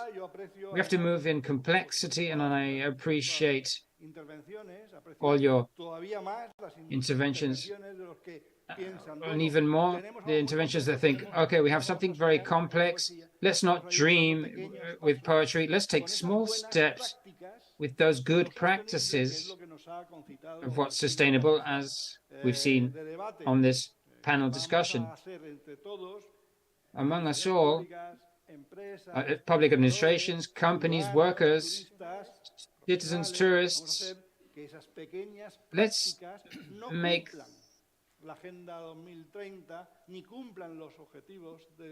the small steps won't meet the 2030 agenda or SDGs, but let's take small steps towards a future that's always better. Despite Manrique and his poetry, it's always better, because returning to the past, means that in the year 1500, when the planet was more sustainable, only 93% of the population died of hunger. We've taken a leap forward. We'll debate this a lot later. What I don't like is, I think I was very clear when I talked about re is recycling, recirculate. Recycling is the R for revolution. Industrial revolution is always regeneration. I talk about re in positive, and there's something else. You're always talking badly about poetry, but maybe poetry is the only thing that can save us. So, of course, your point of view, of course, but we all more or less agree that we have to be positive, and we have to walk towards the utopia is there, as Galeano said. And when you walk towards it, the utopia moves on the horizon. You ask yourself, what is the utopia for? And I say, to walk towards it.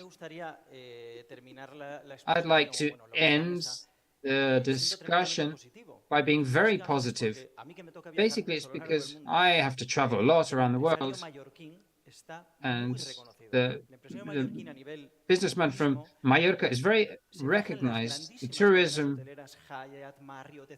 Hyatt, Marriott, they all look towards us because they have a very efficient way of managing their hotels. This reality that all these business people were pioneers, we're talking about quite a few decades ago in the field of hoteling. Me, that I'm at the end as an integrator, as an engineering installer of everything we're talking about here, about renewable energy and so on, I think they're doing their job.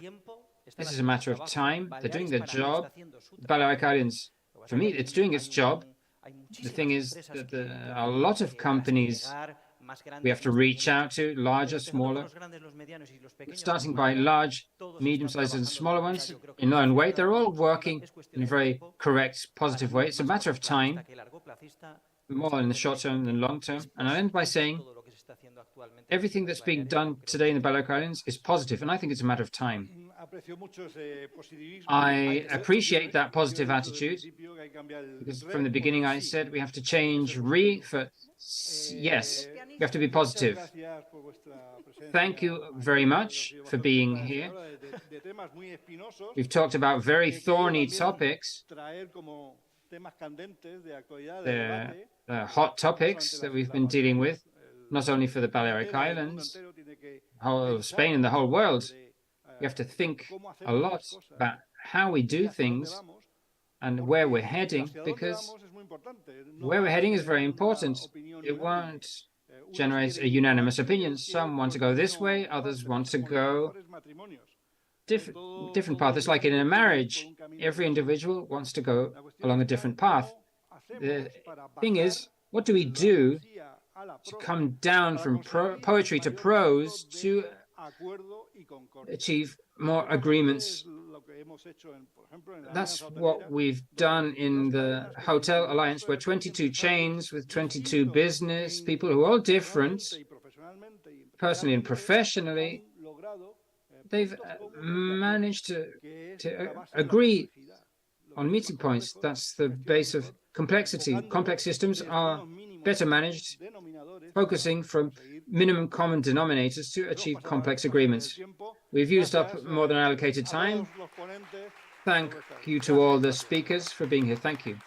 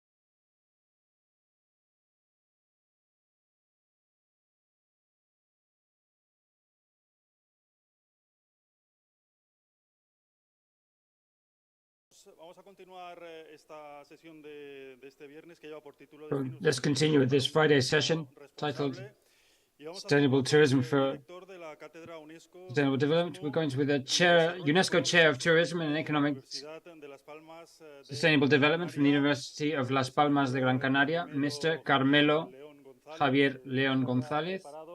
He's already prepared to tell us about the good and bad things about sustainable tourism.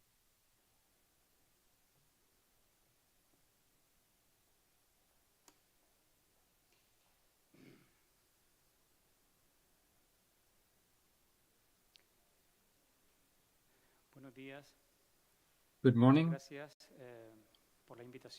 Thank you for the invitation, Mr. Antoni Bosch. I'd like to thank the Inca Municipal Council and Mallorca for this invitation to this forum, which I think is an extraordinary opportunity to debate the issues of sustainability, and in this case, the topic of tourism, which we've been talking out throughout this morning. And the speakers preceding me have highlighted very important ideas and talk about the problems that we're immersed in, the problem of sustainability. I'm going to share some thoughts on the concept. I hope it's not excessively academic. I come from academia, and sometimes we academics get bogged down in concepts that don't have real content, but I'm going to make an effort to try and share some ideas related to the concept of sustainability and the issue of tourism. Tourism is actually, they say that it's the industry of happiness, the industry that concerns as they said this morning, it's the management of people and the processes of people so that those people grow and experience satisfaction on the journey, the mobility and consumption of services and products. It's a complex phenomenon, but as has already been said, it's generated a lot of wealth, not only in Spain as a leading tourism country and its regions, but also at a global level. In fact, it's an unstoppable industry. We're seeing this with the pandemic when it's been stopped, and its resurrection is being very strong. So tourism is a basic need. It's been said that tourism was a luxury asset, but luxury becomes a fundamental need. And that can also be one of the good things about tourism. It supports many regions across the planet to build economic development that what we could say, quote, sustainable or sustained, unquote. And an example is in our regions in our country. So therefore, we could consider the exuberance of tourism. Everything's great with tourism. Tourism can be the driving force for economic development. It has multiplying effects on the economy, on society, on inhabitants, and it has been shown to generate well-being and income for the destination population. But then the figures are amazing. Average growth of 10% over the last decade. Tourist numbers that are approaching 1.5 billion tourists per year, moving around internationally, to which we should add national tourists. It'll be around 3 billion, almost half the planet's population does tourism. And it's said that by the year 2050, there will be 5 billion international journeys. So the growth is spectacular, we could say. The growth rates of tourism have always been higher, except during the big recession in 2008, when tourism had a negative trend. It's been the only episode of negative growth in the industry at a global level. But the recovery was much stronger than the economic growth measured by GDP on average in countries. So that vertiginous growth is amazing. So if we're not able to do it properly in a world that wants tourism, we're not on the right path. We have to take advantage of those desires, those opportunities, so that tourism can be that leading industry, a leader of the global transformation that we need for the planet. You must realize that in the year 2015, there are 2 billion international journeys. 1965 and 45 years later, it's doubled. So by 2030, the growth will be even stronger. And this growth is the cause of the possible negative things in the concept of sustainability to manage the future of tourism. The flows on a territorial level also highlight the traditional centrality of the American and European continents, but the emergence that will take place in the coming decades will be that these movements will center more on in Southeast Asia, where tourism is growing at a huge rate.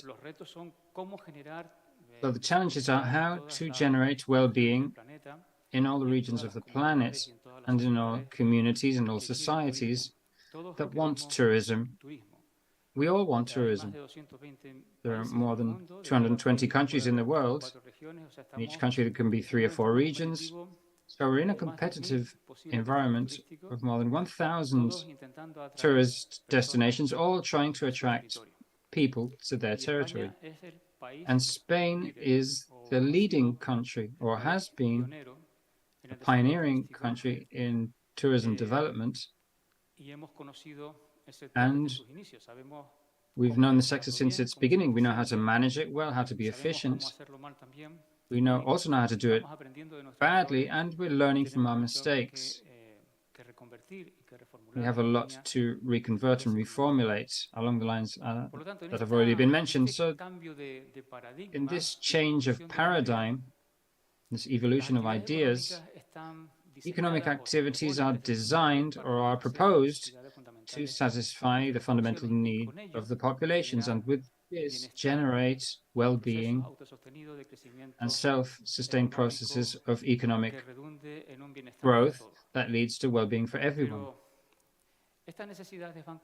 But this need to continuously increase, not only because the population increases, but also because the consumption grows, and it's a stimulus and it generates this vicious cycle: more consumption, more production, and it doesn't stay there, as we're seeing, but there are collateral consequences in the social system that affect the social balance and the environmental balances and all the planet's balances. And this reality, which is sustainability, it was a new concept 3 or 4 decades ago, a concern to qualify that development that all societies sought. It was thought that this development was plant the industry, the jobs, people have income, consume, and that way there was a process of growth with well-being for everyone. You simply have to put the photo at the beginning of the industrial reconversion of the early 19th century in the United Kingdom. That's how we've evolved, and depending on the use of energy. We have to understand that energy is like blood for the economic system. Without energy, the social and economic system can't function because we use it for everything. And since we started the Industrial Revolution, we decided to use fossil fuels as the vehicle to generate wealth and well-being. And that's what's leading us to a problem of a huge dimension. It's a historical and planetary issue of change, of concept, of models. We need to understand that the planet has its limits and that society has to adapt. Human society has to understand that it's a member of that planetary system, along with other non-human societies and ecosystems. And all the environmental balances need to necessarily flow with order, because otherwise our well-being can be altered. And that's what tourism is starting to understand, that as a powerful industry that represents something important in the economic system, it has to, because otherwise they're going to say, look, this activity isn't what I want to do, because it's not, so to speak, sustainable. It's not being done according to the forms and uses that should be compatible with ecosystems, social, environmental, natural systems. This needs to be central to the whole process. Because yes, sustainability involves generating wealth and well-being in local populations and also satisfaction for tourists. Combining this satisfaction, which we could call aesthetic or external, the human sector, but the human being is increasingly a more global, planetary human who understands and is informed and is transforming, culturally speaking, and aware that their decisions have consequences beyond the simple fact of consumption and emitting waste. And that perspective, that more comprehensive perspective, opens up a diaspora of many other targets which have to be linked to achieve that sustainability, which they say is a balance between the economic, environmental, and the social. In each one of those aspects, we could highlight a large number of indicators. In fact, the Sustainable Development Goals propose a photo finish where, well, these are the goals that the United Nations establishes for the planet, and all the economic sectors, all the world's economies have to guide those political decisions towards those goals. Of course, social goals such as that there be no hunger, no poverty, of course, that there's education for all, health for all, gender equality, environmental aspects to marine, land ecosystems, air quality, water quality, to mention a few. But they also put at the center governance and justice. Having a social system of organization that allows a balance between all these restrictions and rights in a balanced way. So in the evolution of this thought lies on the concept of responsible tourism.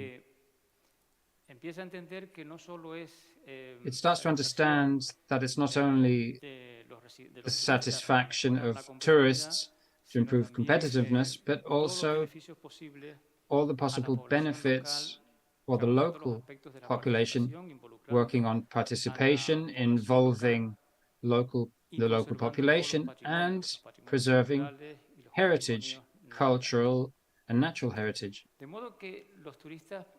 So tourists are also enriched. We have to understand and appreciate that tourism is a phenomenon, a process of cultural transformation at a global level. So when tourists travel, they learn to respect other cultures. some maybe not, but that's one of the intentions and the factors that tourism contributes to the transformation of people to be increasingly better and have values that appreciate differences and different opinions and cultures.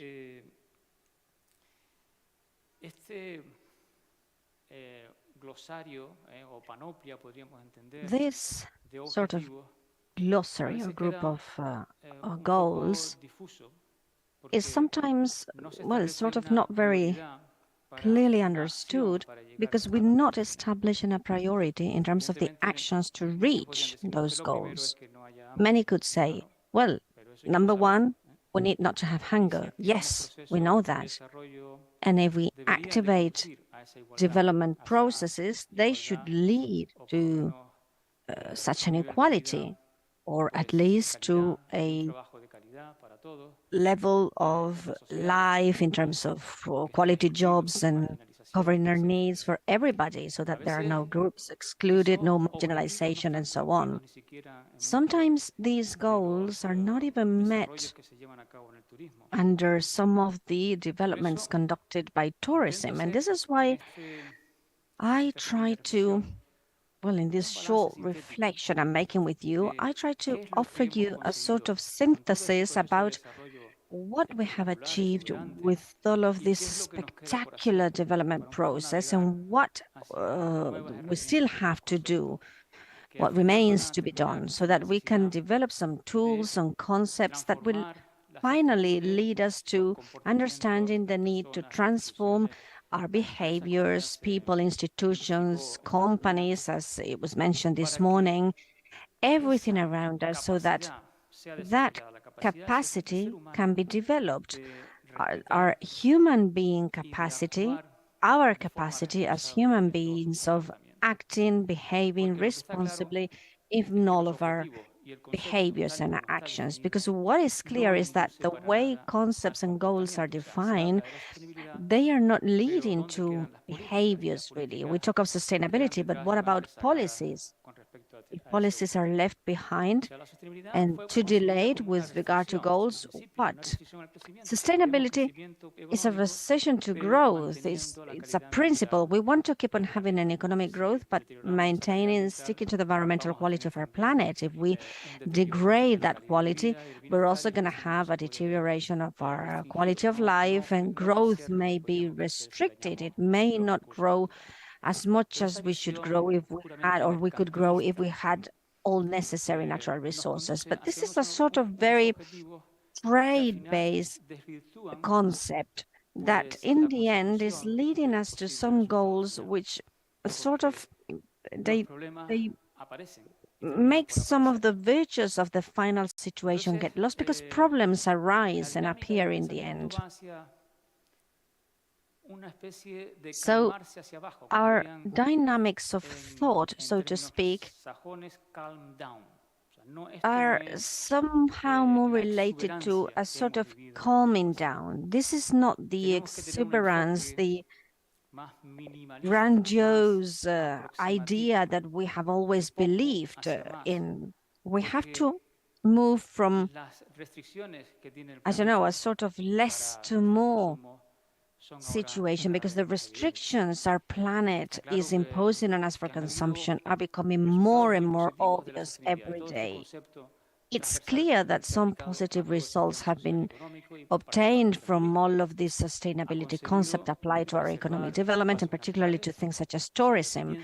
We've managed to preserve natural spaces. Yes, we think a lot more about our environment. No entrepreneur is going to invest on a green destination without thinking of the nature around that area, natural resources, doing something that's optimally managed from the point of view of energy use and so on, because it's profitable as well, as we have seen this morning. So we're also achieving this because our customers are more and more aware of the need to consume sustainable products. Booking, for example, claims that 80% of its customers want sustainable products. It's there in any survey or questionnaire. we then need to know what for. Maybe they're not really understanding what a sustainable product is, but well, it's true that our preferences, our behaviors are changing. We are currently seeing a move, a change towards wanting to stop that traditional model based on extraction, on spending too much, and on things that are causing a far too big impact on everything we do. Many things have helped this. For example, we've emphasized a lot the concerns about plastics and plastic waste and how it affects our environment, how that waste affects fish, how that then is eaten by humans and so on. So this has all led to our being more aware of what's going on with regard to the problems affecting our planet. Therefore, many consumers have at least asked for a need to carry on with practices that avoid these sort of impacts. This is clear. It's clear to all of us that there's a bigger demand for sustainability. But there are some sort of negative points, sort of shadowy areas that we also have to bear in mind when we think about this. Our weather, our climate, it's changing. And the climate challenge for the tourism industry is huge. Before the pandemic in 2019, the forecasts for emissions, well, the tourism industry emits about 7% of all CO2 emissions. That's what we had estimated before the pandemic. We're now going back to pre-pandemic figures, and we are seeing that our growth rhythm is even higher, speedier.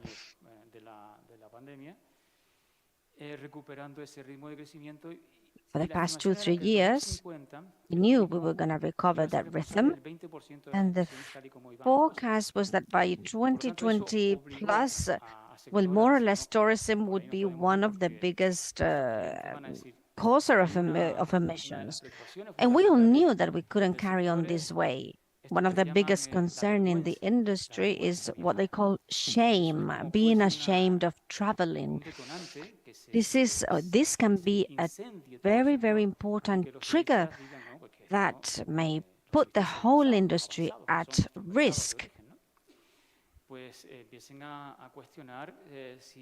So many operators are starting to be concerned with this, because many people are wondering whether they really need to travel so much, particularly when we talk about long distance travels. This question around emissions and the challenges around that led the industry in one of the previous summits that on the COP26 summit, actually. Well, the industry suggested there that the whole industry could get committed to an emission reduction by 50% in 2030. That's just around the corner. So the estimate is that by 2030, even with this voluntary agreement reached in Glasgow, what we see is that we won't achieve that. We're going to increase our emissions by 40%, so even higher than what we have now.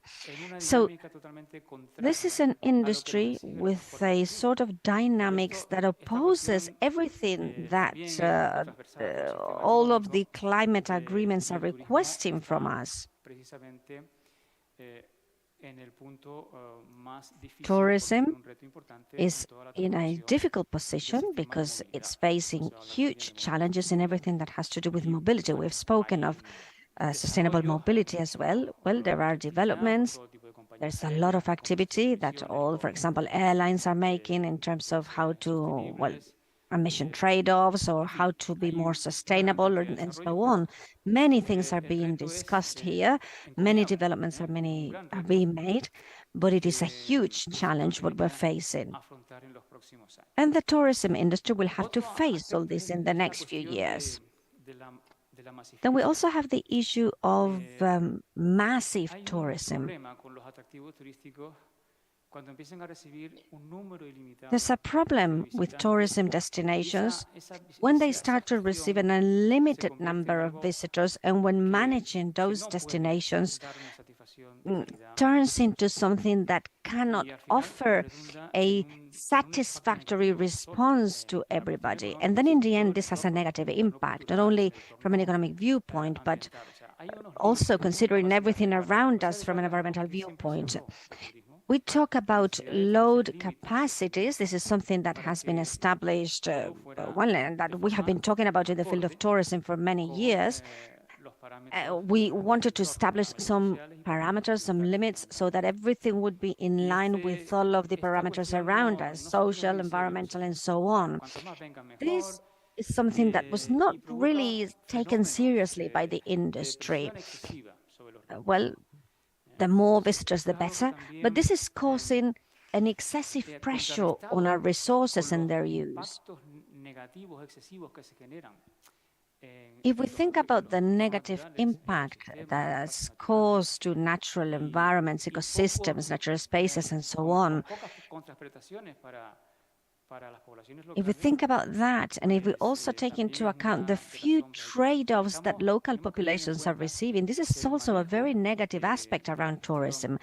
So we have to be very much aware of how we are handling, how we are managing our tourism, to see what we can do to avoid all of these negative impacts. The trend today is to consuming, and consuming. The more, the better. That's what tourism has turned into, and this may be very counterproductive as well for the industry. More in terms of quantity doesn't mean more in terms of quality. And quality also involves taking into account how to manage visitor volumes.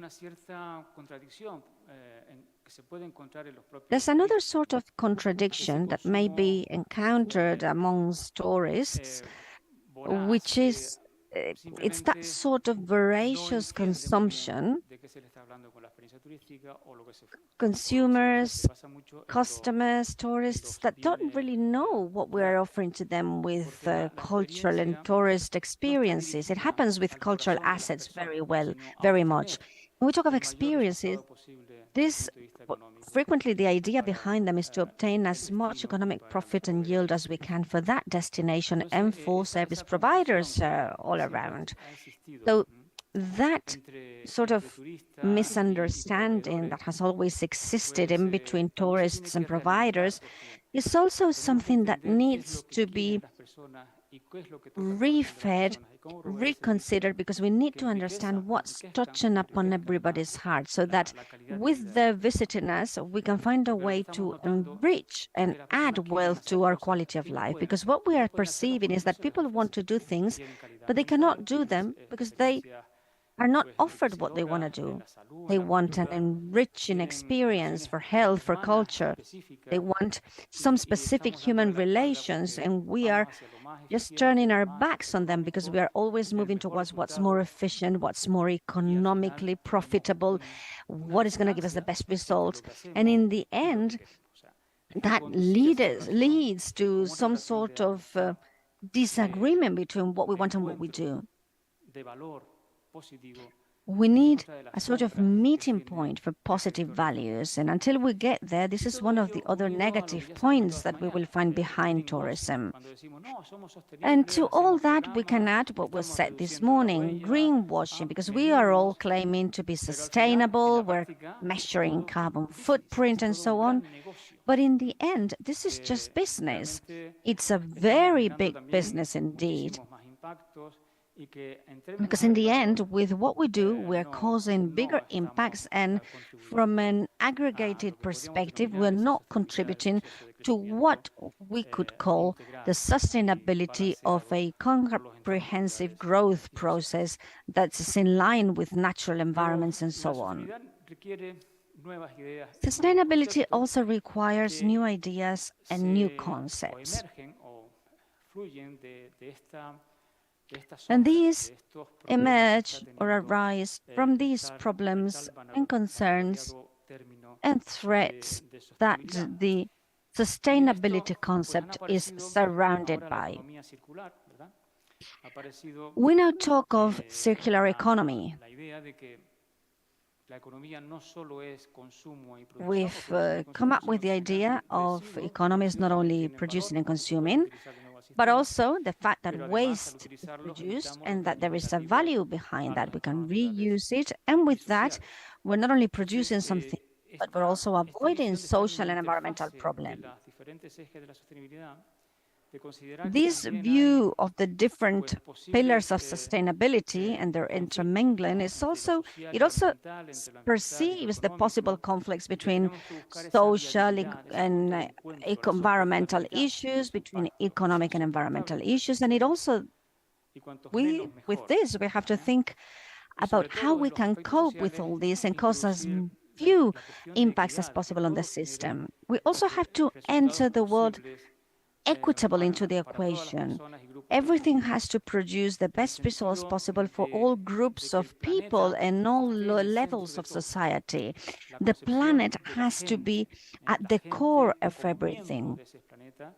People have to be perceived, human beings have to be perceived as being part of that planet and as participating in all of the exchange processes, generating peace and the quality that's needed by whatever we do.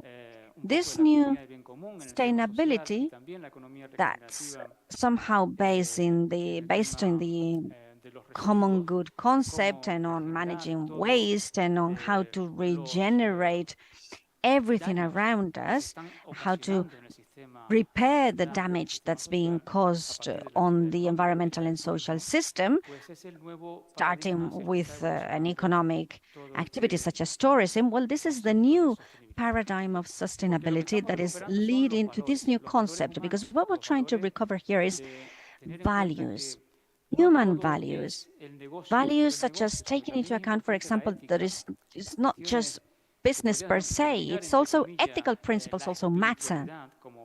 The spiritual issues behind this should also be taken into account.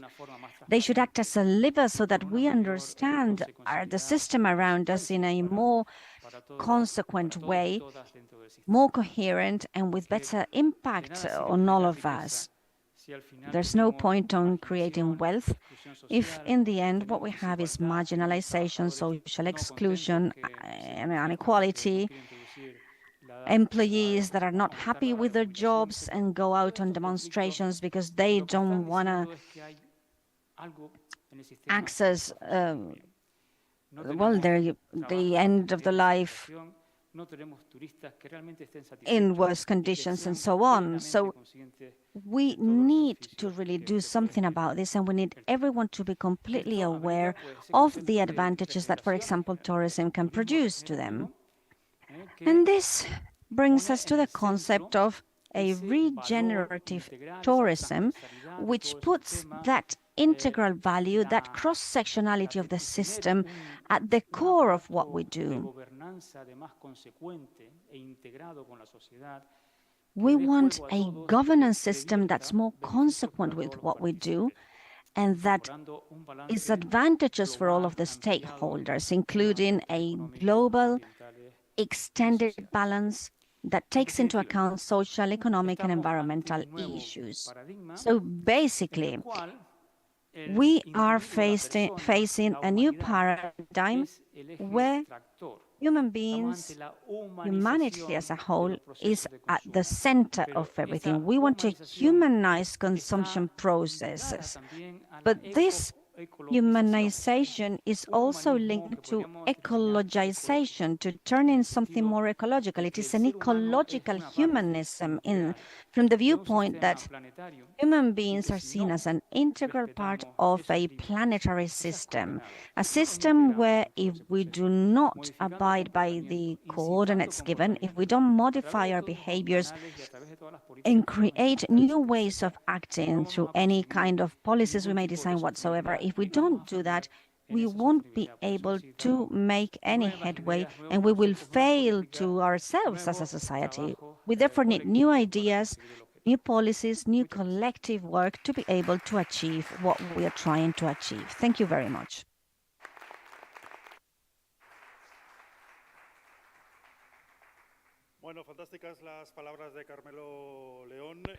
Well, that was fantastic, the speech given by Carmelo León.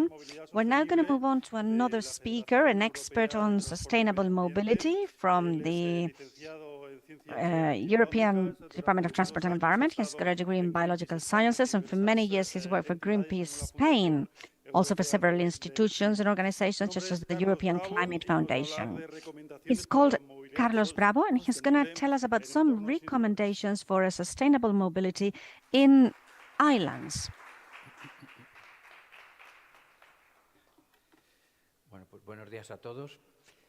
Good morning, everybody. Well, it is a great pleasure for me to be here with you all on behalf of Transport and Environment, taking part in this Mallorca Experience Week. So I'm really happy to be here and to be able to tell you our view about sustainable mobility. So I'd like to thank the organizers for inviting us to take part in the event, first of all. So I will start by explaining what Transport and Environment is, because many of you may not know what it is. It is an NGO. It's 33 years old. Our headquarters are in Brussels, although we have national offices in 6 countries, as for example in Spain, as you see in the slide. The main goal of Transport and Environment is to enhance sustainable transport systems and mobility. We work at EU level, also in the UK, because when we started, the UK was part of the European Union. It's not anymore, but it used to be, so we're still there. And what we want to have is a fully decarbonized transport as soon as possible, before 2050 if possible. We want an affordable transport system as well, with the lowest impact possible on climate, environment and health issues. As Tony was saying before, we are a federation, and although we're based in Brussels, and that's where most of our staff is located, we're about 100 people now, most of us with a technical profile, analysts, experts, engineers, and so on.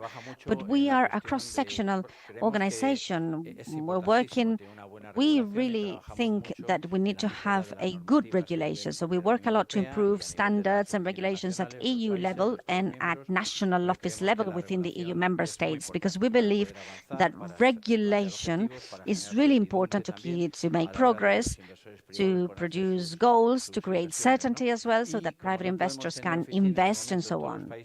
We cannot have offices in all member states, so we're working with group federations, 61 members in all of the countries you see in the slide. And these are some of the logos representing some of the organizations belonging to our federation.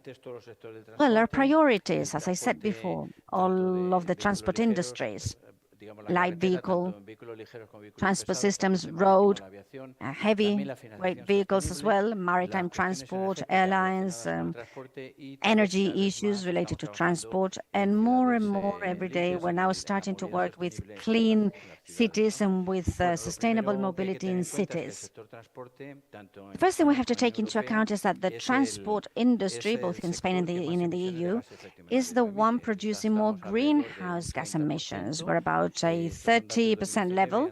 These are 2019 data before the pandemic. Obviously, the pandemic changed these figures, reduced them, but we are coming back to previous data because the trend is to going back to pre-pandemic levels. So we're probably around 30% again now. Within the transport industry, the road transport system is the one that's more responsible for these emissions. So road transport is responsible for, it was in 2019, responsible for 26.8% of the total CO2 emissions at a national level. Why is this happening? Well, because transport systems consume a lot of energy, and the fuels that we now mostly use are fossil fuels, which are the ones responsible for global heating of the planet and so on. You can see fuel consumption levels for the different sectors here, and you see transport 65% of that use.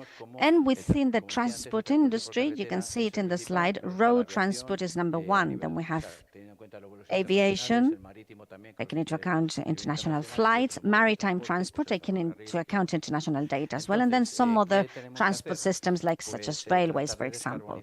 What do we have to do? Well, we need to try and decarbonize transport.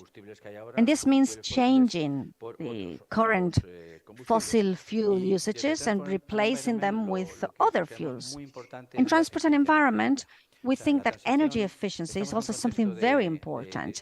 This is a context of transition, but we're undergoing a double crisis. We're losing diversity, and we have a climate crisis as well. The climate crisis, it was mentioned before. Well, we all know that it has very much to do with how much we abuse and we extensively use fossil fuels. We tremendously depend on them, so we need to decarbonize. Goals have been set at EU level for 2030, 40 and 50, and we need to advance on energy transition. But ecological energy transition towards decarbonization, that has to be smart and efficient. We can opt for a transition towards decarbonization, making many mistakes and actually spending more energy than what we should need. So efficiency is very relevant. We've seen it in some other talks before. And well, we've actually been involved in a report, well, many other institutions have done something similar, and we've obtained graphs such as this one. Here, for example, we're comparing use of, for example, direct electricity, battery-based vehicles. We've compared that with moving the same vehicle with hydrogen fuel cells or electrical fuels such as e-diesel, gasoline. You can see the figures in the slide. This takes into account all of the life cycle when producing, generation, and using those fuels. And we can see that direct electrification for road transport represents it's 27% efficiency. With hydrogen, well, you see 33%, and with e-diesels and e-fuels, it's even lower. The figures in yellow, by the way, refer to 2050. Why is this the case? Well, imagine a vehicle that has to travel for a certain amount of kilometers. If we're talking about renewable energies, obviously here, renewable electricity, we cannot think of any other kind of power to be able to decarbonize our world and be more sustainable. So imagine we have a vehicle, we want to travel for 100 vehicles with electricity, with a battery-based vehicle. So we're going to put some power into that vehicle, and that vehicle is going to travel for those kilometers. If we have a hydrogen self-fuel, that's going to be obtained from water hydrolysis with electrical energy, and that means 2-3 times more electricity than directly using that power in a battery-based vehicle. So we would be using 3 times more energy, more electricity to move that vehicle with the hydrogen cell, more than what we would need with a battery-based vehicle. If we have to produce e-fuels, green e-fuels, zero emissions, we would have to combine the previously obtained hydrogen with airborne CO2, and with a chemical synthesis, we would produce synthetic hydrocarbons, the same composition as a fossil one, but obviously we would need more energy. 5 to 6 times more electricity than what we need to move that new vehicle with a battery. So we need to be efficient. And when it comes to road transport, what's really efficient is direct electrification, so battery vehicles. And this also plays a huge role when it comes to electrifying, for example, islands or in many other places, because we may think here, okay, so I can use an e-diesel vehicle, for example, and we can calculate, well, the calculation, by the way, for lorries would be very similar, although some other e-diesels or e-fuels are used here. So you see the comparison with other kind of e-fuels, but more or less calculations are very similar.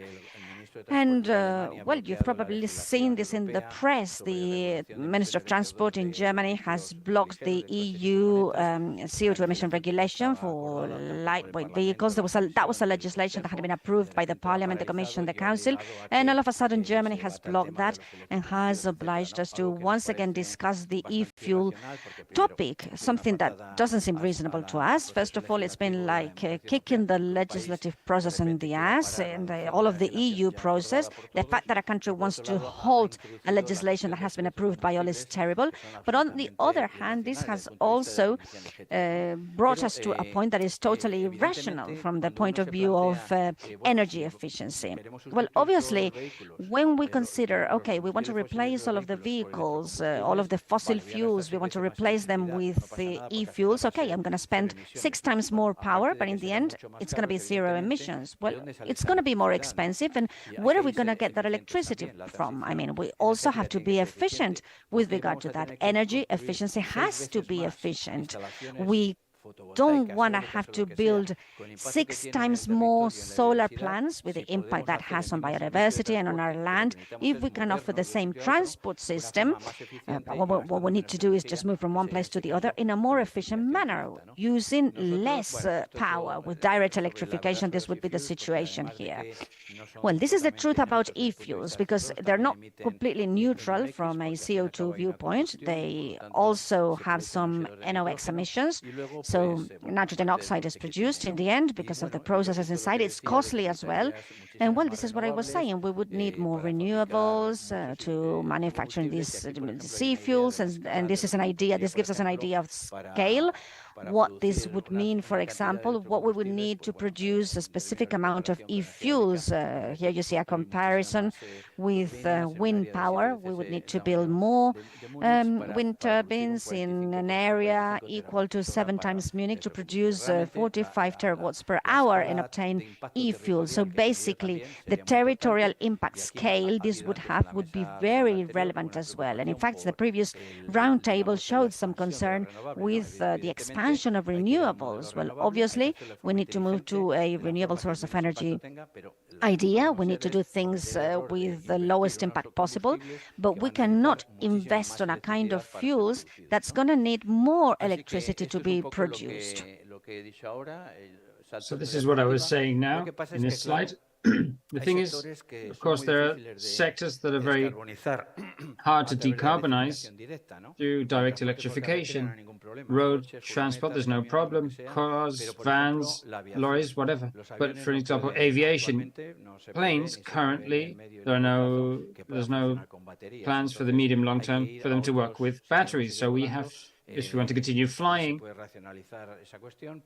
this can also be rationalized, but in any event, they will need alternative fuels. And right now, they're talking about sustainable aviation fuel that can be made with advanced biofuels that has very limited availability. And the only way would be to use electrocombustion, such as electrokerosene. Here, a study that we've done, you can see that we could decarbonize air transport by using these fuels. But of course, we have to remember that does have a bigger impact from the point of view of electricity generation. We need more electricity. So what we have to do in any event is concentrate the use of electrofuels in these sectors, which are hard to decarbonize through direct electrification. We're talking about aviation or maritime transport.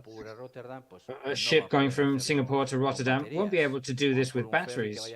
Maybe a ferry going from Ibiza to Formentera can do that, but we'll need some kind of electrofuel to maintain international maritime transport. Then I'm going to move on to the insular environment. I want to make it clear that from our point of view, in road transport, it's not that we defend that all fossil fuel vehicles should be replaced by electric cars. Evidently, we'll have to commit ourselves to electric vehicles, but what we want is to be efficient. So there are many more things that can be done for mobility to be efficient. For example, commitment to public transport. It's much more efficient to transport people with public transport than if everyone goes in their own private car, even if it's zero emissions.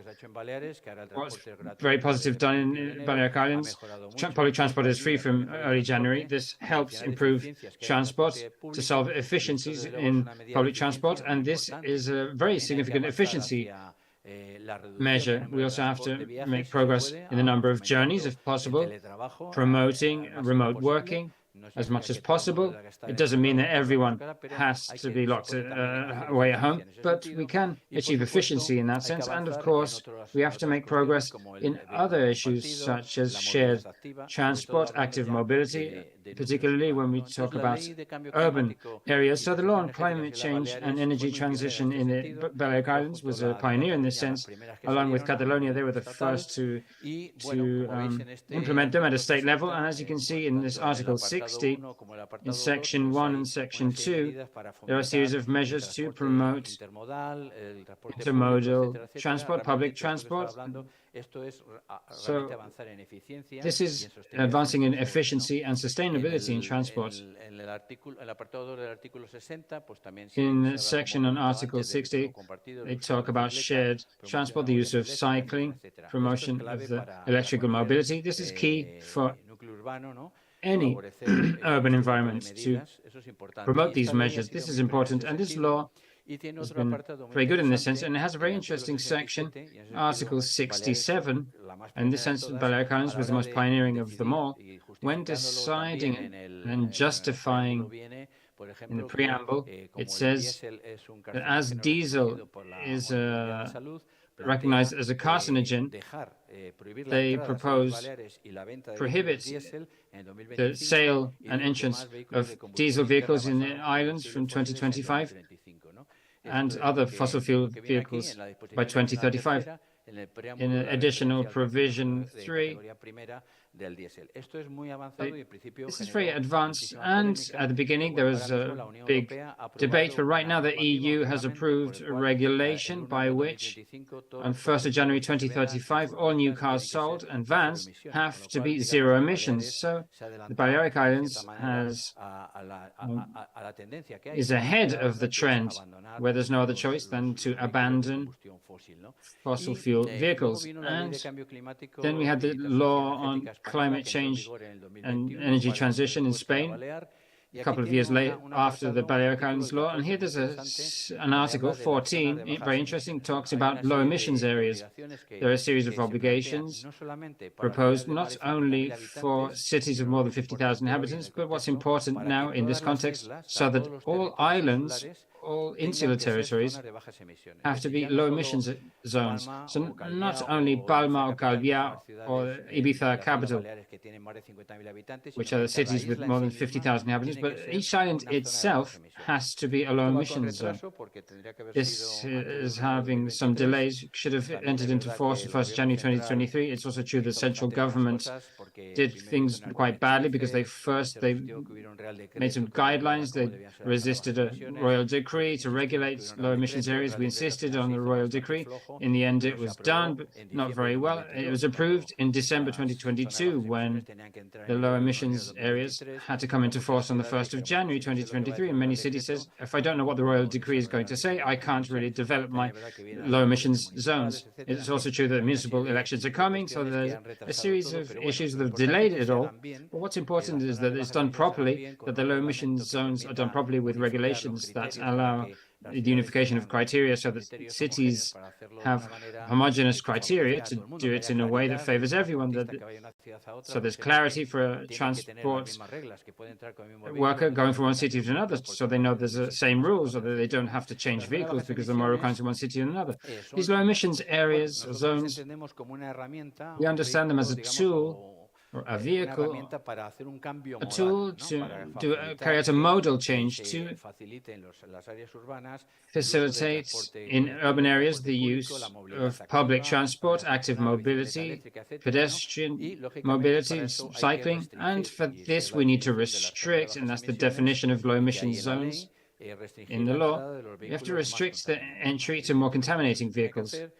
that has to be done, of course. There are a series of measures that can be implemented, but that's something that has to be done, and it will be compulsory at state level in all cities with more than 50,000 inhabitants. And as I say, in insular territories here, we know that the Balearic government has set aside 8 million euros so that each island can prepare a plan to make the islands a low emissions area, and that will facilitate this whole modal change and sustainable mobility that we've commented on before, promoting collective transport, so on and so forth. And this is very important because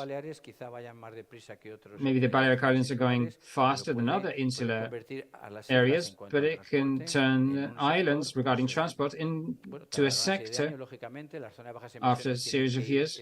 These low emissions zones have to develop towards zero emissions areas, but this adds environmental quality to the islands as a tourist destination. This is important to bear in mind. Transport is essential, as we've said. It has a lot of emissions, and if we can make it sustainable so the tourists coming, apart from the citizen, the inhabitant of the islands, can enjoy better quality of air, less noise, and so on and so forth. So the low emissions zones are proposed in the Comprehensive National Plan on Energy and Climate, which is the roadmap to reduce emissions at the state level, and it's the foundation of the law for the climate change law. I've highlighted in italics, in bold, to achieve the reduction of those 27 million tons of CO2 at a state level, which would mean 33% reduction on the sector's emissions. It is expected that low emissions zones will be a fundamental tool to achieve this. So therefore, they're very important from the point of view of the fight against climate change. And for that, we have to implement a series of measures. I'm not going to go into too much detail, but what's important is to clarify the rules of the game. That's why a royal decree well done is important. The current royal decree is a bit lax. It doesn't have very clear goals. We think it can be improved. And it's also very important to modify in the labeling system.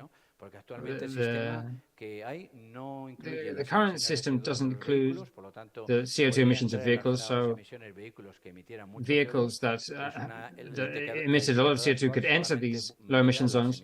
The labeling only looked at NOx emissions and so on, and that has to change. And there are a series of labels. For example, the zero label is not only applied to zero emissions vehicles, the false hybrids that are included there, and they have this label when they're actually not zero emissions. And then the eco label is very deceiving because there are vehicles that work with natural gas or fossil fuel. They can even emit much more CO2 than some Euro 6 diesel vehicles, which are more efficient. So in reality, it's a bit deceitful. So we've got together with other groups, Greenpeace and others, agreed on a modification of the labeling system, which was a commitment from the central government to promote automation in 2020 plan, and they didn't want to comply with it. But this is a proposal which would give zero label to the vehicles that are truly zero emissions, a D label which would replace the eco, where because in this new labeling proposal, in theory, CO2 emissions, it would include the emissions of each vehicle, and that would avoid maximum by category by virtue of what's been approved at a European level. We hope that this will be implemented. We've included it in the amendments proposal, which is going through Parliament now, and this is something that will eventually arrive. And then, so that an island can be sustainable, for its mobility to be sustainable, we can't forget port, maritime transport, vessels when they arrive in the port. They also use fossil fuels in their majority, also with very dirty fuels, such as heavy fuel oil, which emits a lot of sulfur oxide, nitrogen oxide, carburetors without unburned, because heavy fuel oil in the crude oil refinement is almost the last. It has lots of impurities, and this has a very negative effect on the health of the inhabitants of the port area because they're breathing air that's very polluted. In fact, Spain, in this study regarding CO2 emissions, Spain is the second country in the EU with the most CO2 emissions. And that's accompanied by those other emissions of toxic gases because it's due to using these fuels. So what do we have to do to avoid that? Well, expanding the concept of low emissions areas, which we've looked at for cars and vehicles, we have to extend it to ports. So there is a concept which is called zero emission standard in docked ships. So a vessel arrives, when it's docked in the harbor, it starts its auxiliary motors to have its auxiliary services for heating, whatever.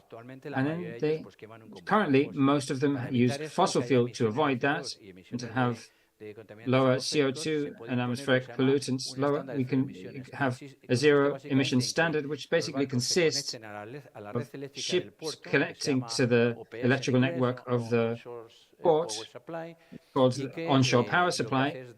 And what it does is give ships electricity coming from the mix. In this case, in case of Palma, it would be the whatever mix the island has at the time.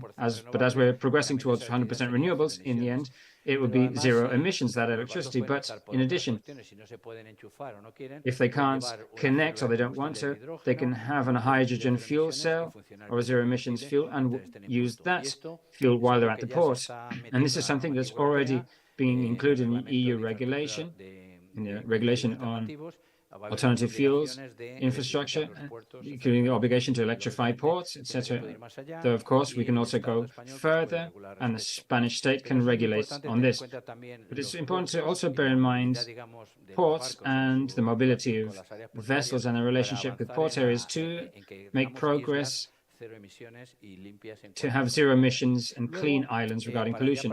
And then, to finish, I wanted to include some slides on a few ideas or suggestions of ours with respect to what tourism can do to promote sustainability. We're not the most experts in this, but we believe that we have to advance in the electrification of fleets, in the deployment of charging points, and awareness raising among the public. And in this sense, I'll refer again to the law on climate change in the Balearic Islands, which has Article 63, very interesting. And what it says is that rent car companies have to follow a progressive calendar, introducing electric vehicles to service tourists, anyone who wants to rent a vehicle. And this is important because there are tens of thousands of rental vehicles coming into the islands every year. So the Balearic Islands have a percentage of use of vehicles that's higher even than the state average. But if we add the rent-a-car fleets, the figures are very high. But what we know is that on an average level, this calendar is being followed. There are some companies doing it more seriously than others, but this is very important. We have to insist on its compliance. We also have to change. We have to make this measure to electrify rental car fleets to be complied with the calendar, so that by 2035 we have zero emissions rental car fleets. And it's important to do this for the several reasons, because here we have the figures for registrations of rental cars in Spain. On the left-hand graph, we can see that in green we have rental car. Every year, in 2021, 177,000 were registered for rental car. Then the private cars in yellow, those are what private citizens buy, 315,000. And then company fleets, corporate fleets, were 418,000. It's important to take this into account because both the lifetime of a car bought by a rental car company is life cycle is very brief. In 2 years, it goes into the second-hand market. And as for the company fleets, on average, they do it through leasing. It's about 4 years. This means that if we promote company fleets and rental car companies to introduce electrical vehicles, we will encourage the presence of second-hand electrical cars in good condition, because they have very few kilometers. They can be more accessible financially for citizens, because right now electric vehicles are more expensive than the equivalent models, fossil fuel models. We have to foster the second-hand market, and this is a good tool, both the electrification of rental car fleets and corporate car fleets. Here we can see that Spain, in rental car fleets, those 177,000 that I mentioned, is more than all the cars sold in Portugal and Hungary that same year. So we're talking about a very big volume, an important sector that can promote the electrification of vehicles, and that's important in particular on the islands. Balearic Islands, it's very important because, as it says down here, you can make rental cars one of the big sources of second-hand cars with few kilometers that are affordable. And I'm finishing. So what can we do? Governments, local governments, and regional governments, in this case the Balearic Islands, can promote, encourage hotels with the most charging points. They can achieve a better category, for example. We've seen in the press that in Magaluf there's a hotel that, from its 25-30 parking space for customers, it is electrified. Half of them are electrified. That's very important to encourage this. We also understand due to changes in mentality, tourists seek a more satisfactory experience, and they also want clean mobility. So that can be encouraged, or for example, these are just ideas. We could encourage parking spaces close to the beach to make them electric, so to encourage those with electrical vehicles and offer them the chance to park closer and to charge their cars there. Benefits are always the same: better natural environment, better image. The islands would gain in the image from the point of view of tourism. The hotel catering industry, they could also inform and implement those charges at their installations, encourage inform customers, provide incentives. All of these are ideas that can be debated. Rental car companies, I mentioned this, and then tourists also have a role to play, as we've seen. They can be made aware that they have to use these vehicles, that there can be some advantages, that they're going to save money too, because if they have to fill the tank of a fossil fuel car, as we've seen before, that's much less efficient, they're going to save money. It's not going to be spectacular. Well, those savings can be used to go out for dinner or whatever. In any event, that's something that can be encouraged. And then if we encourage free parking in cities, well, in any event here in the Balearic Islands, the public charging points are free, so you can charge your car for free. However, if you go to a petrol station, you have to pay for your petrol.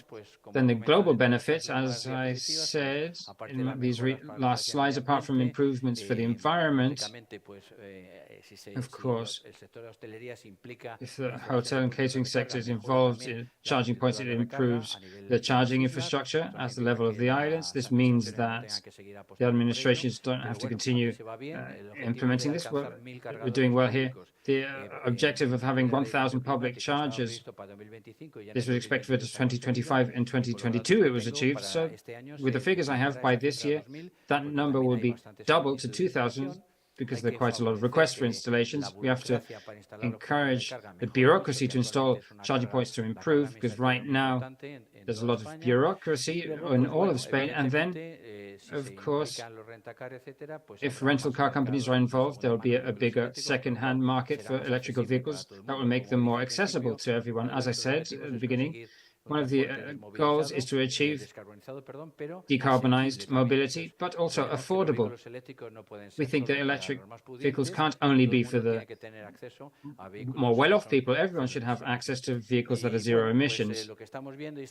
What we're seeing, and this is the last slide, we see that outside Spain, there's already being a strong promotion of all this, especially in car rental companies in Finland, Austria, where they're very seriously hugely committed. There's a big commitment by car rental companies. In Spain, we hope this will be promoted. Unfortunately, the climate change law in the Balearic Islands is the only one. I don't think there are any others in Spain. I think there's none in the Canary Islands, and that would be a measure that could be adopted in that other archipelago. Well, that's it. Thank you very much for your attention.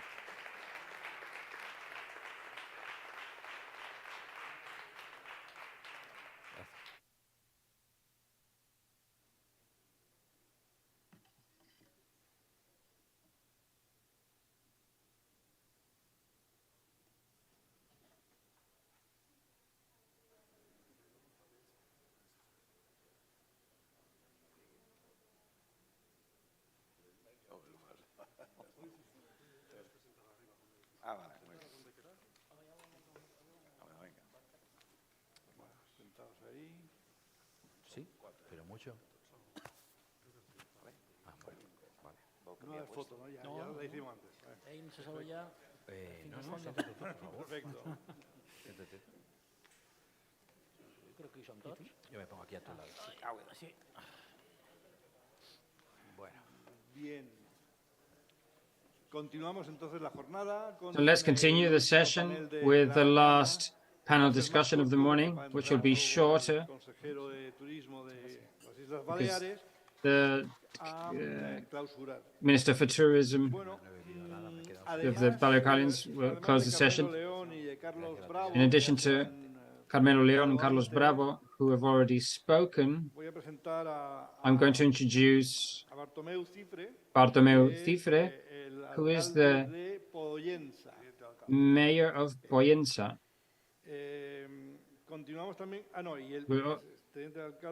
So he's the deputy mayor, and Rafael Fernández, who's the mayor of Capdepera.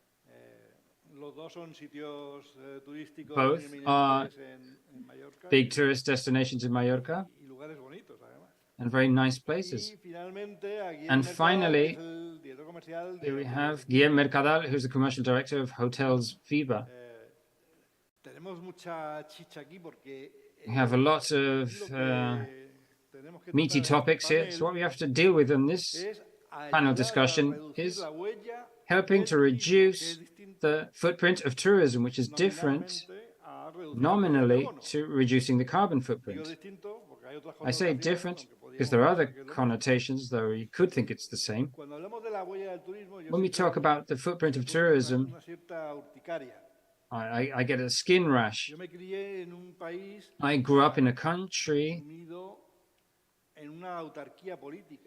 in a political autarky, and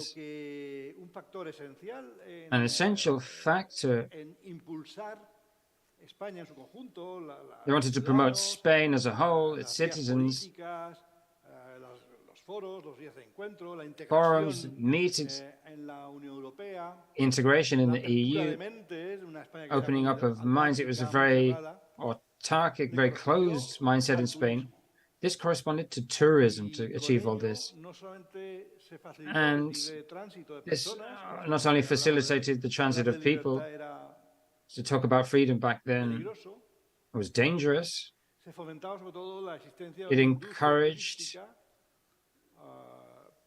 the tourist, a prosperous tourist industry. And now it turns out that we have to reduce that impact generated by tourism. I don't know if on the economy, I don't know if on society.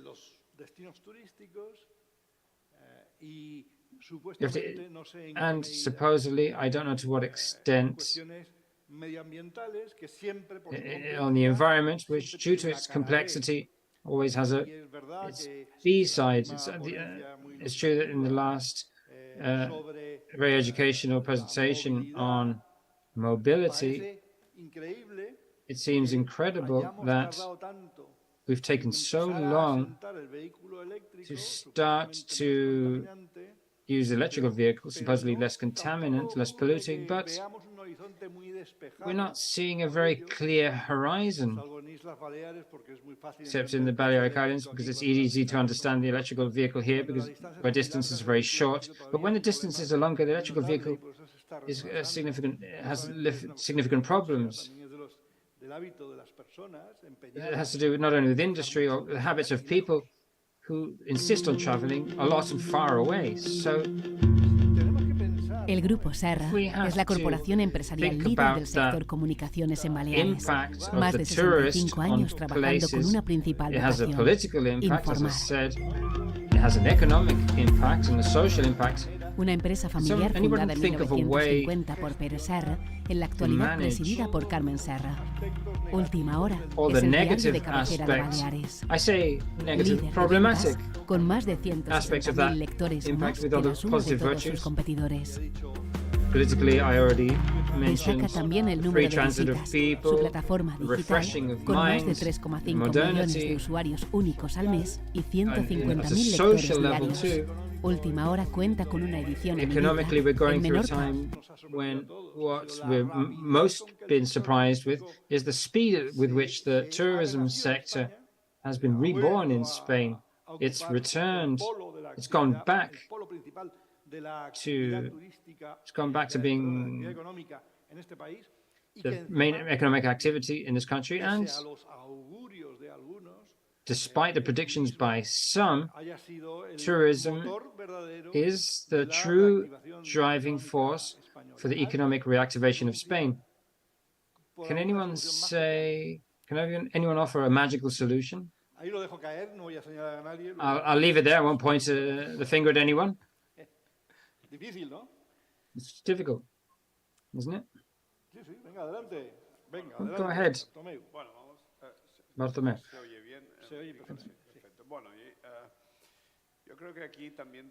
I think that we have to separate the role of those of us who represent the administration. We have a relevant role in the municipality, but different to maybe private companies. In presentations before this, the role of private companies is much easier when executing any action to safeguard or minimize the footprint of tourism and tourists than for the administration. So this is logical. We're subject to the concept of public administration, and unfortunately for us, mayors or municipalities are not legislators. We always have to go behind the legislator. We can't anticipate it. So it's very different to a private company that can implement policies in environmental matters.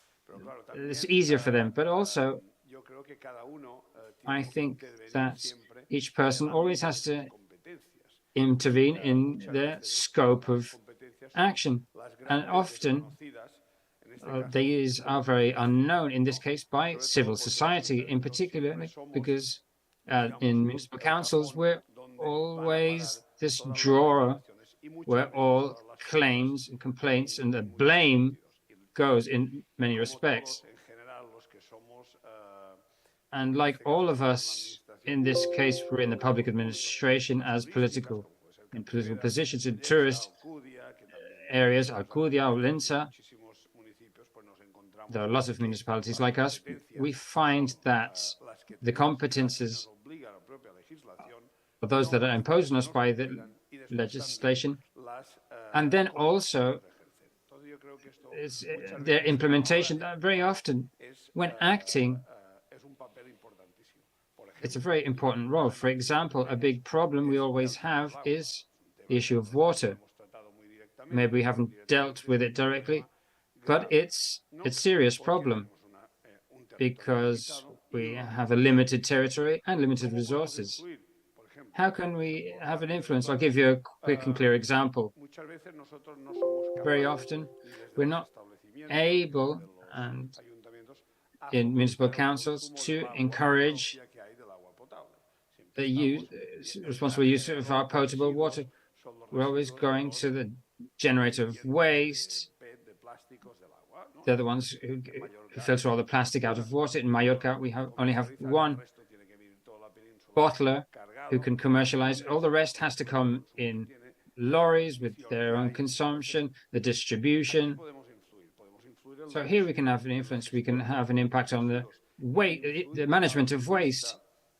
We can influence the tourist, the visitor, in the management of this waste. Hotels have it very good, but for instance, Poyensa, we have a tourism that's more vacational. 70% is vacational. We can't do this because very often it's not that the administration can't, it's because we don't have the resources to do it, because the legislation itself doesn't allow it. Here, the director of the territory, a colleague who's also here, very often in the municipal council, we have the discussion. We need legislation so that we can implement this. And then it's the competence of each one within their political competence and the political action they carry out. This is an issue that I always want to put on the table, and it's a topic that concerns me as a politician, always at a local level.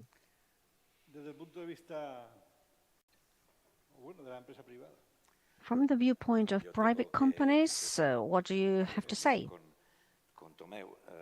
Well, I share a couple of things with Bartomeu. First of all, I don't think that it's easier for a private company.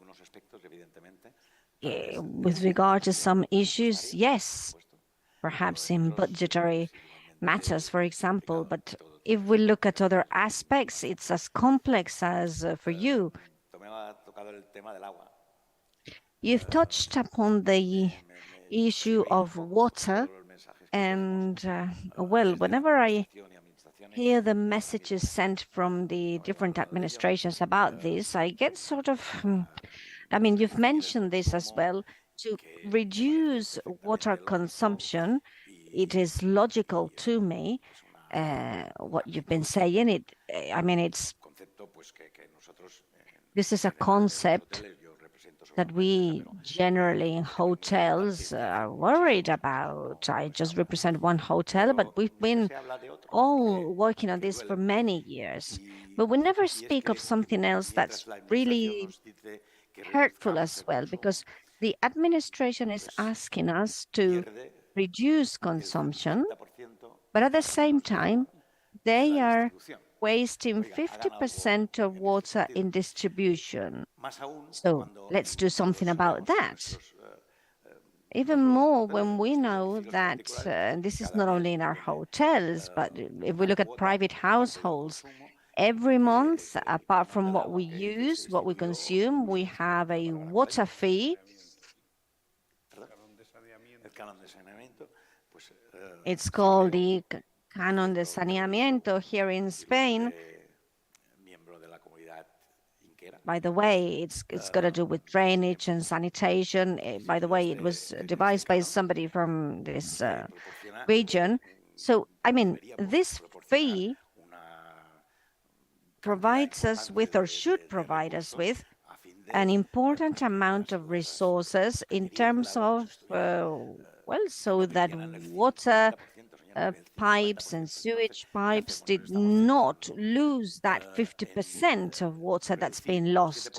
So what are we doing? We are focusing on reducing consumption by 7% when we could all reduce 50%. And I mean, it doesn't make sense to me. And there's sort of a contradiction there as well, isn't it? Because when we talk about reducing the footprint caused by tourism and we talk about water, it seems as if residentials were not drinking.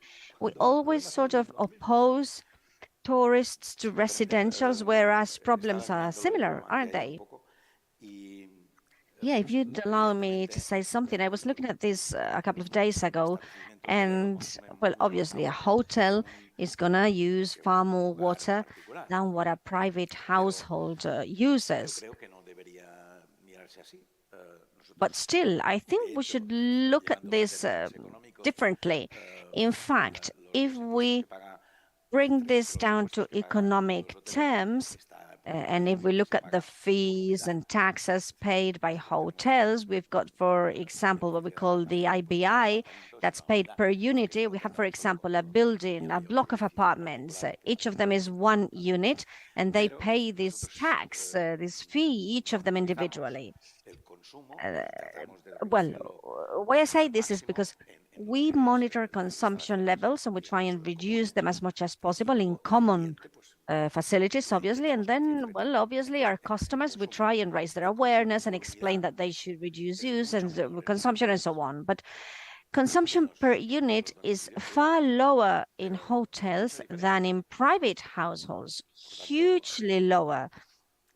There's an enormous difference. So I agree with what you said. We have to keep on doing something about this and well, keep on improving. We will do so. Everyone will do so. But yes, it's true. Sometimes we are the ones to blame for a shared guilt.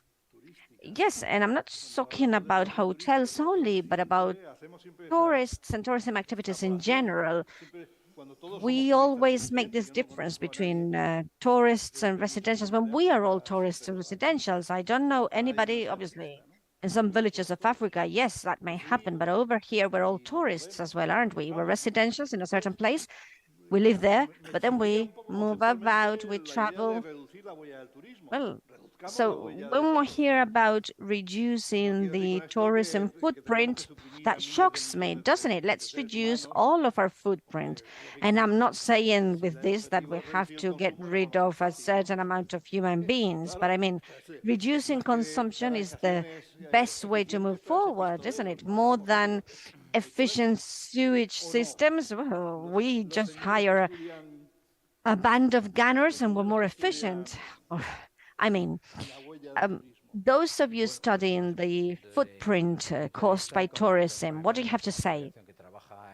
Well, we are an association in transport and environment that works well with all of these issues, and I can focus on what I know about and what we work with.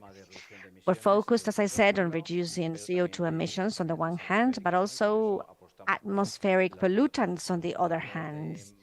So this is why we are committed to cleaner, more efficient transport systems, things to reduce the footprint of tourism or to making our destinations more sustainable. Some ideas that I have, if we talk about vessels, boats, for example, I'm not going to talk about the amount of visitors that may arrive to a port or not, but I'm not going to enter into that. But what our governments can do, as it's being done in Catalonia, for example, is we can pass a law establishing some taxes, some fees, so that vessels emitting some pollutants paying for that. This, well, we can put pressure from the Balearic Islands government onto the national stage, or we can do this at a regional level. And we can, for example, at that level, regional level, we can give priority or reduce mooring fees for cleaner vessels using cleaner fuels or causing no emissions when tied up on port. I mean, there are many sort of trade-offs or credits or many rewards somehow that we could give. I'm talking about maritime transport, but we could talk about many other things. Many things can be done to favor a footprint minimization and to make destinations more sustainable. I also imagine that tourists, most of them aware of the current situation, will probably prefer arriving at a port where there are lower emissions. And then residentials, obviously, apart from, well, the problems caused by all of this mass tourism, they will also prefer to live in areas where emissions are lower. Obviously, they also have to do things. Land-based mobility as well. This is very important here because road transport in the Balearic Islands, where it's even higher than its levels than what it is in the peninsula. So we have to adopt measures so that we can, for example, have more charging points to encourage the use of e-vehicles, because We were talking about this before. We said that this is a preferred destination when it comes to electric vehicles. Well, this was some years ago when electric vehicles were not so autonomous and could not travel for such a long period. Today, with 300 plus kilometers without recharging, well, I mean, this is available. It's useful in other parts of Spain mainland. Anyway, we need to really redistribute and create better infrastructures as for charging points. And this is in the hands of our governments, but also in private hands. Now, I said this because I've got a friend who bought a Tesla, an electrical vehicle, and he ended up really sick and tired of it. Well, I mean, Tesla has its own charging point network for their own vehicles, so they've already solved that problem. No, but I was saying the opposite. I mean, he was sick and tired of how little autonomous the vehicle was. Well, that's not a problem any longer. Well, in any case, I mean, electric vehicles are more autonomous than they used to be. But what also matters is a good charging point infrastructure. This is something that, well, the AFI regulation has just been approved.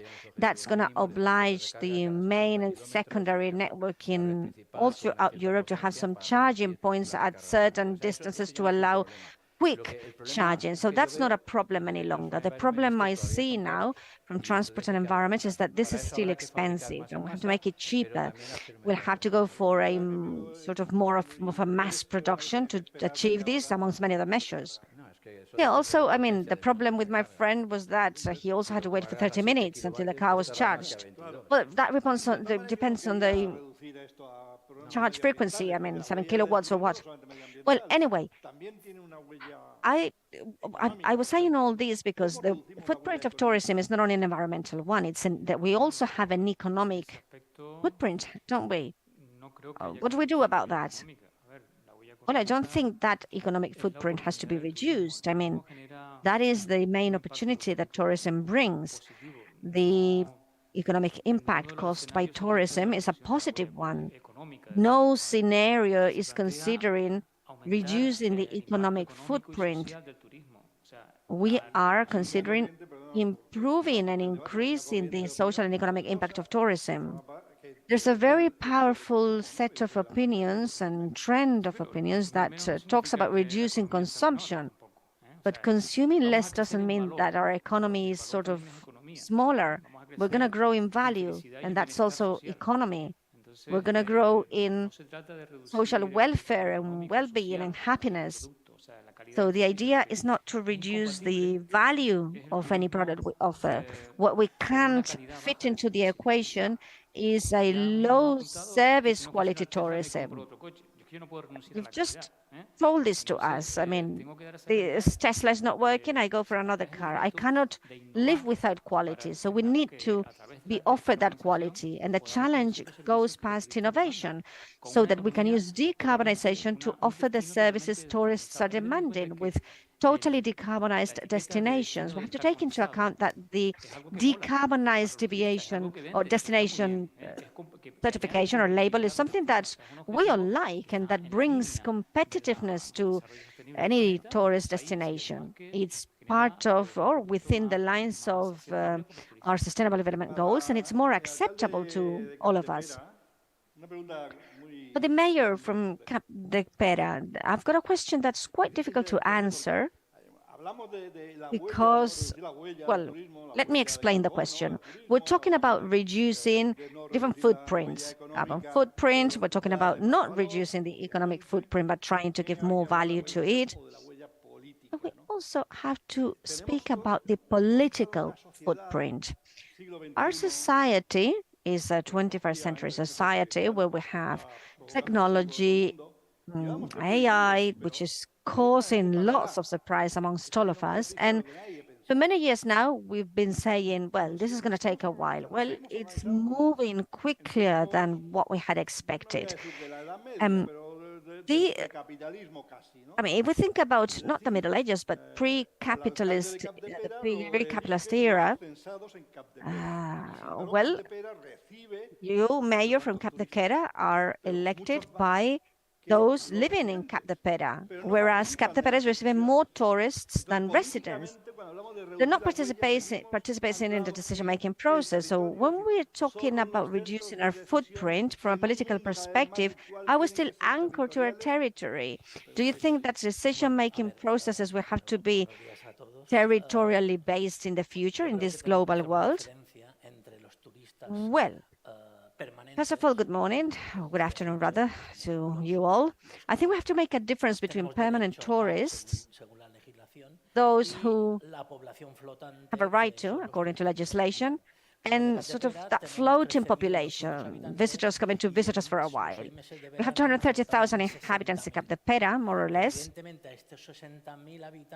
for 23,000, and in summer, during the summer, we add like 60,000 visitors. So that territorial awareness and what we do with our territory is something that should be in the hands of permanent tourists, the population really living with us. How can we politically advance in terms of management, and what does this involve from a territorial viewpoint? What can we improve there? Well, many things can be improved, obviously, but today here we've said that the Balearic Islands regulation are at the head of any other regulations that exist, at least in Spain. So I think that policymakers, not only here locally where we are, but also at a regional level, I think that we have also made some progress with regard to that. We have what we have as a territory, but we have to keep on making progress in terms of how we manage our territory, how we manage things like our energy, our land, our soil, our water, all of the resources that are not simply used by we, residential citizens, but also by visitors, by tourists coming to visit us.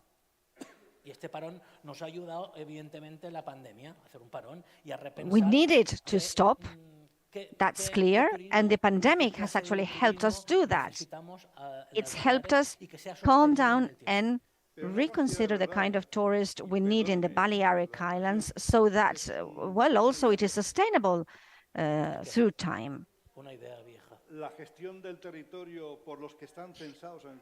But my question had more to do with, I mean, there's an idea that involves that those living in a territory are the ones that should manage that territory. And then there's another option which has to do with offering tourists to participate in any decision-making process related to a territory. They will probably be more aware of what's going on in that area than residents themselves, very probably.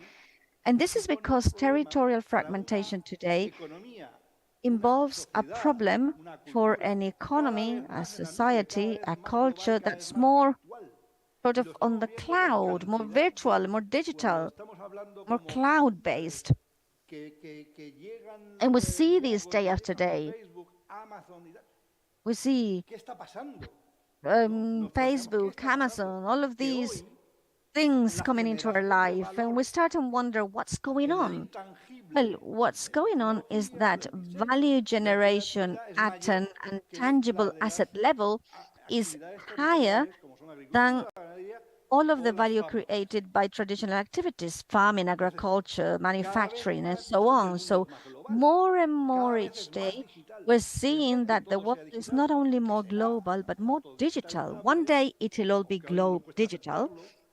It may be hard for us to accept today, but that day will come. And then managing our territory will be very difficult if we just look at those living in our community. Well, I disagree with your opinion because, well, we sometimes have, most of the tourists we receive in our areas are from Europe, the EU, Central Europe. Capdepera has more from Germany. We have more from the UK. But well, this is more or less what we receive. We cannot forget that tourists come to visit us on holiday, and the way they perceive their country, their awareness about their country, sometimes changes completely when they come here. Let me give you an example that we experience daily. I've explained before that Pollensa has about 7,000 hotel rooms and 20,000 vacational locations, more or less. Obviously, the administration has to put some means on the table, and then establishments, facilities also do their part of the job. If a facility is recycling cardboard, whatever, well, the local government has to collect all of that waste and bring it for recycling. Well, think about these tourists which come and stay with us for a week. It doesn't matter the accommodation resource they opt for. Most of these tourists, when they arrive here, they put the air conditioning on, and it's non-stop all throughout the week. Because there's no possibility for recycling waste in these areas, all of the waste goes together. Water doesn't come from the general network frequently, and by the way, we have a 12–15% level loss, more or less, after investing a lot for years, and now having an administration that's investing a lot on water cycles and so on. That means that we are at a lower level of losses, but still we need a salinization plant that can not only work with the sun energy and so on. We need a higher investment and so on. But I mean, I disagree with what you said, because when you talk about how aware tourists are, well, I think that the awareness lies on the hands of establishments and the administration, because when someone goes on holiday, it just goes on holiday. And it's not the same when you go to a European country and see how they act there. It's not the same as how they act when they come here for the 15-day vacation period in one of our establishments. And by the way, things can be more easily done in hotels because they can manage many things, but then there's another group of tourists with other accommodation models and so on, which is not so easy to help and to manage. So then part of the myth is not true, is it? I mean, you disagree with what the mayor has said. I've spoken of hotels and I've spoken of tourists in the broad sense. You've said that tourists are not so aware. In hotels it's simpler because it's easier to reach our customers and to act on their behavior. More than forgetting rules or good behavior from an environmental viewpoint, what part of our tourists do is that in their own country, when they're at home, they have some sort of patterns and ways to measure what they do, close the tap, consume less, create less waste, consume less power. When they come here, and I'm talking about the customers Tomé was referring to, they take this for granted and they forget about putting the air conditioning off because when they're at home, well, it's simply they open the door and it goes off directly and automatically. I'm not saying, it's not that they're not concerned, they're not worried about this, but it has a lot to do with what they're used to doing daily and the resources they have available in their home countries and at home. We, as I imagine we should all do when it comes to hotels, we try and measure what has Hoteles Viva done, for example, in terms of good practices. Yes, well, for example, through our website and many other things, we can measure the visits we receive and queries, consultations, requests made via our website, for example. And we see that every year there's an increase in visits to the part of our website that speaks about the measures we have taken and so on. So there's a clear interest that's increasing year after year. As for measures we've taken, well, I can't remember them all, but for example, last year we produced 350,000 megawatts, a little bit more than that, with solar panels. We've reached a reduction of about 15,000 tons in water consumption.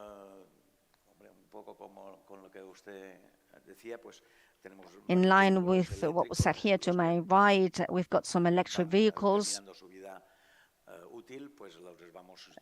And when they come to their end of life period, well, for all of the vehicles we have, we replace the older ones, the oldest ones with electric vehicles. Those are just some of the measures. There are many others. As for water use, for example, we've changed our water tanks as well. I think it's 9,000 liters, sorry, tons in reduction along the chain. We also have biomass-operated boilers. This year, we've introduced a new kind of biomass produced in Mallorca. It's our own commitment to circular economy, and well, there's some examples. I think we were the pioneers. I can't remember well because I didn't consider this so important at the time, but I think we started with plastics many years ago. We wanted to eliminate straws used for drinking. They were made of plastic, and well, we got rid of them. And we now use some aluminium-based ones. Well, it's just some of the measures. That's all I can tell you.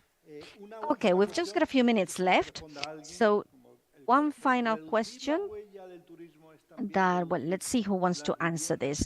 If we reduce the footprint of tourism, does that mean that we also have to reduce touristic accommodation places and households?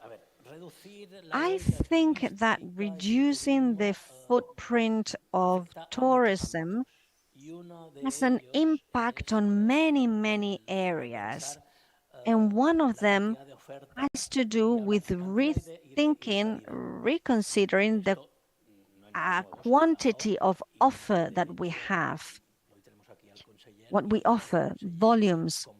And in fact, we had the regional representative here with us. He's always been really committed to quality instead of quantity.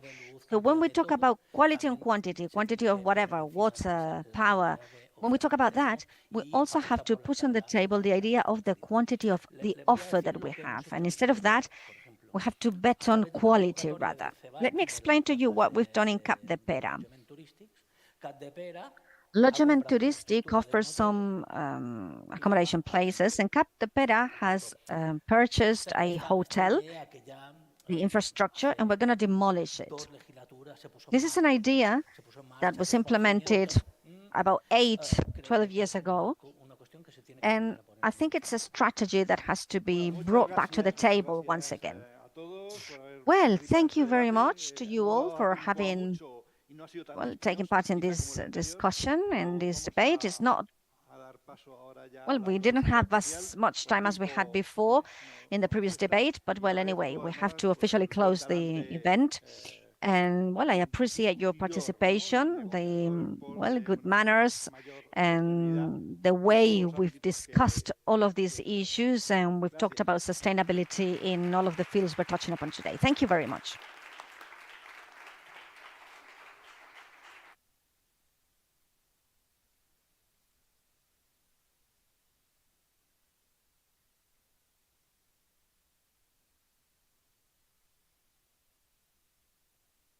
Acabam amb aquesta quarta sessió, després d'aquests 2 dies on, bé, està clar que el camí està marcat. We apologize from the interpreter's booth, but she's speaking in Catalan. As soon as they switch to Spanish, we'll be able to provide a translation.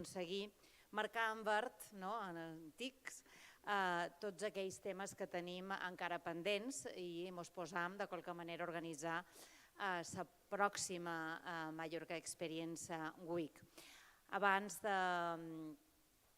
tancar, voldríem que el conseller de Model Econòmic, Turisme i Treball, el senyor Iago Negueruela, ens dirigís unes paraules i així ja podem donar per tancat aquest fòrum. Gràcies.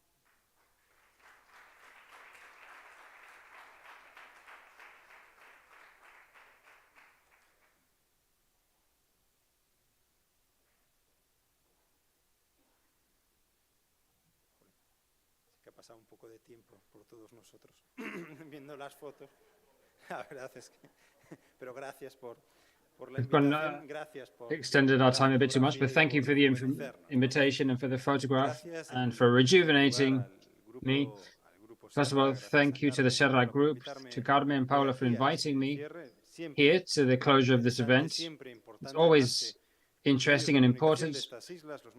The media on these islands, it's good that they're committed to covering such important debates at such an important time. I think it's crucial to also thank all the mayors for their presence here, the mayor of Inca, the host, and in particular all those who have participated. And I'll try to be as brief as possible as a closure. That's what should be done. But above all, I think to talk about sustainability today is looking at the roadmap that we're going to set out for the next few years. I think, I don't need to remind you, but a few lessons we learned when, unfortunately, we had COVID and the pandemic and everything it meant for our economy. These islands clearly said, and we said it because it was the only option. Without health, it was impossible for us to have an economy. Why?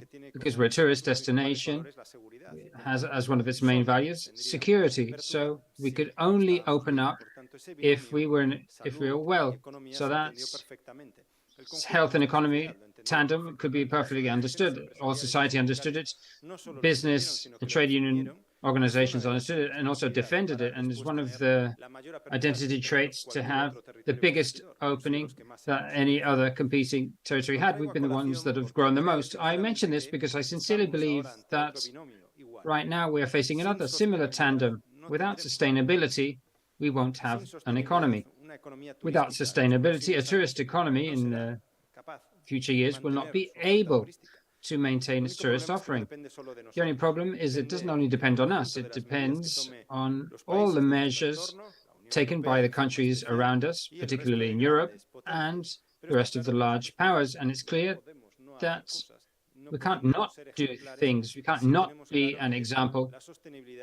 If we know that sustainability will be the future of our economy, to continue to be a tourist destination for more months a year and which defends its territory. So with a bit more scarcity of raw materials and resources such as water. So with all our measures, we have to make a clear commitment. All of our society has to understand this, and it's true that there will be times of tension, but it's also true that there will be moments of opportunity. So the many companies, precisely if we're leaders, we'll also have companies that will lead that transition, as in fact is already happening in this region. I think that we in governments have to do something, that's to govern. And governing means making decisions, setting roadmaps. Not only can we make recommendations, sustainability will not be a series of recommendations, it will be a series of measures that we will have to make. Some like the word measures more, others like more the word to legislate, others don't like the word zero obligations, but in the end, that's what governments do. They govern. What they have to do is do it in an agreed way. What we have to do is take roadmaps that we agree with business, trade union organizations, so that we can all move in the same direction and therefore understand where we want to take this archipelago. With each of the measures that have to be adopted, what we have to have clear is that we have to adopt measures. So when we talk about sustainability, with its three axes, social, economic, environmental, what's clear is that we have to take measures. These measures that you have to promote in certain sectors will generate opportunities. Yesterday, this was mentioned in the debate here at this forum. Yesterday, they debated electrification. No political party questioned electrification. It's a big achievement by this government that no political party questions the need to fight against climate change and using electrification, because 8 years ago this was questioned. So therefore, that the fact that nobody questions that we need that the sun tax was a mistake, and this government has advanced a lot. It's a big achievement, and it's something we've done between us all. It's not an achievement by just the government, but society as a whole that has to do this transition. When we say that we have to replace the biggest sources of emissions in our tourist sector, such as oil boilers, but that we have to do a transition to meet the deadlines, this will generate opportunities. Precisely yesterday we were saying this. Asinem will install those new boilers so that we will generate more economy. And when we say that we need self-consumption of energy, whether it's at home or in industrial estates, it's also a way of breaking certain monopolies in the use of energy and democratizing also energy, and how we can do this transition between us all. So therefore, I believe that what we have to do is introduce mechanisms that structure and help towards this transformation. We've done this with the law on climate change, with the law on waste, prohibiting single-use plastics, and we're doing it with the law on tourism. As I'm the minister for this issue, I'll go into this. We're the first in Europe. Today I had a coffee with my group. We're the first in Europe to introduce circularity as an obligation for our companies who have to make circularity plans. This is important. And it is because we know how it's measured, how it's instrumentalized, and what measures have to be adopted homogeneously, not small or large experiences that many of our establishments do. There are incredible measures in our hotels. What we have to do is homogenize all this and establish a roadmap for everyone. I think that's one of our identity traits and one of the tools we're going to use, such as the electrification of our car fleet, use of more collective public transport. I think these are measures that we have to roll out. And although we're at a forum and talking about economic, environmental and social sustainability, I can't forget social sustainability. For us, these three pillars have to go hand in hand, and social sustainability is basic. A destination that's growing, that's distributing wealth, also has to be sustainable socially, and that's why we've introduced social sustainability parameters in our tourist regulations. We've turned it into a regulation that helps the tourist sector, the primary sector, and our workers. These are the foundations that we've kept to. These days questioned, I hope that for not much time, but I did want to share a thought on this. Science is one of the main values that the societies has. To appreciate science as an element for transformation. We can't take steps backward. If science says that climate change is a reality, we have to take measures. They can't be questioned. In the end, it's not a dogma, but it's what analysis in so many centuries it has taken to reach a society that believes in scientific evolution. If scientists and technicians say that there are measures that have to be implemented, well, they have to be implemented. We can't ever call silly measures that are scientific. So therefore, we also defend the implementation of regulations on tourism, including the protection mechanisms for our workers that clearly lessen the work burden, because these are things that engineers have studied for many years on how to improve the ergonomics of islands, for example. So I prefer not to criticize than defend, and that's science should be what guides our decisions. We have to be capable of defending the best things we've done during this year, and together we should work to continue improving in the coming years, knowing that these islands have to be sustainable, environmental, economically and socially sustainable, and lead that transition that right now we have set about doing. Actually, to be a reference at the global level for tourism and also for tourism sustainability. As we were capable of leading tourism 50 years ago, we should continue to be leaders and be leaders in sustainability. That's the roadmap agreed upon and worked on with Carmen, who's here with us now, with different federations, and therefore it's the roadmap that this government will still have for the next few years. Thank you very much for the invitation. Thank you for organizing this event.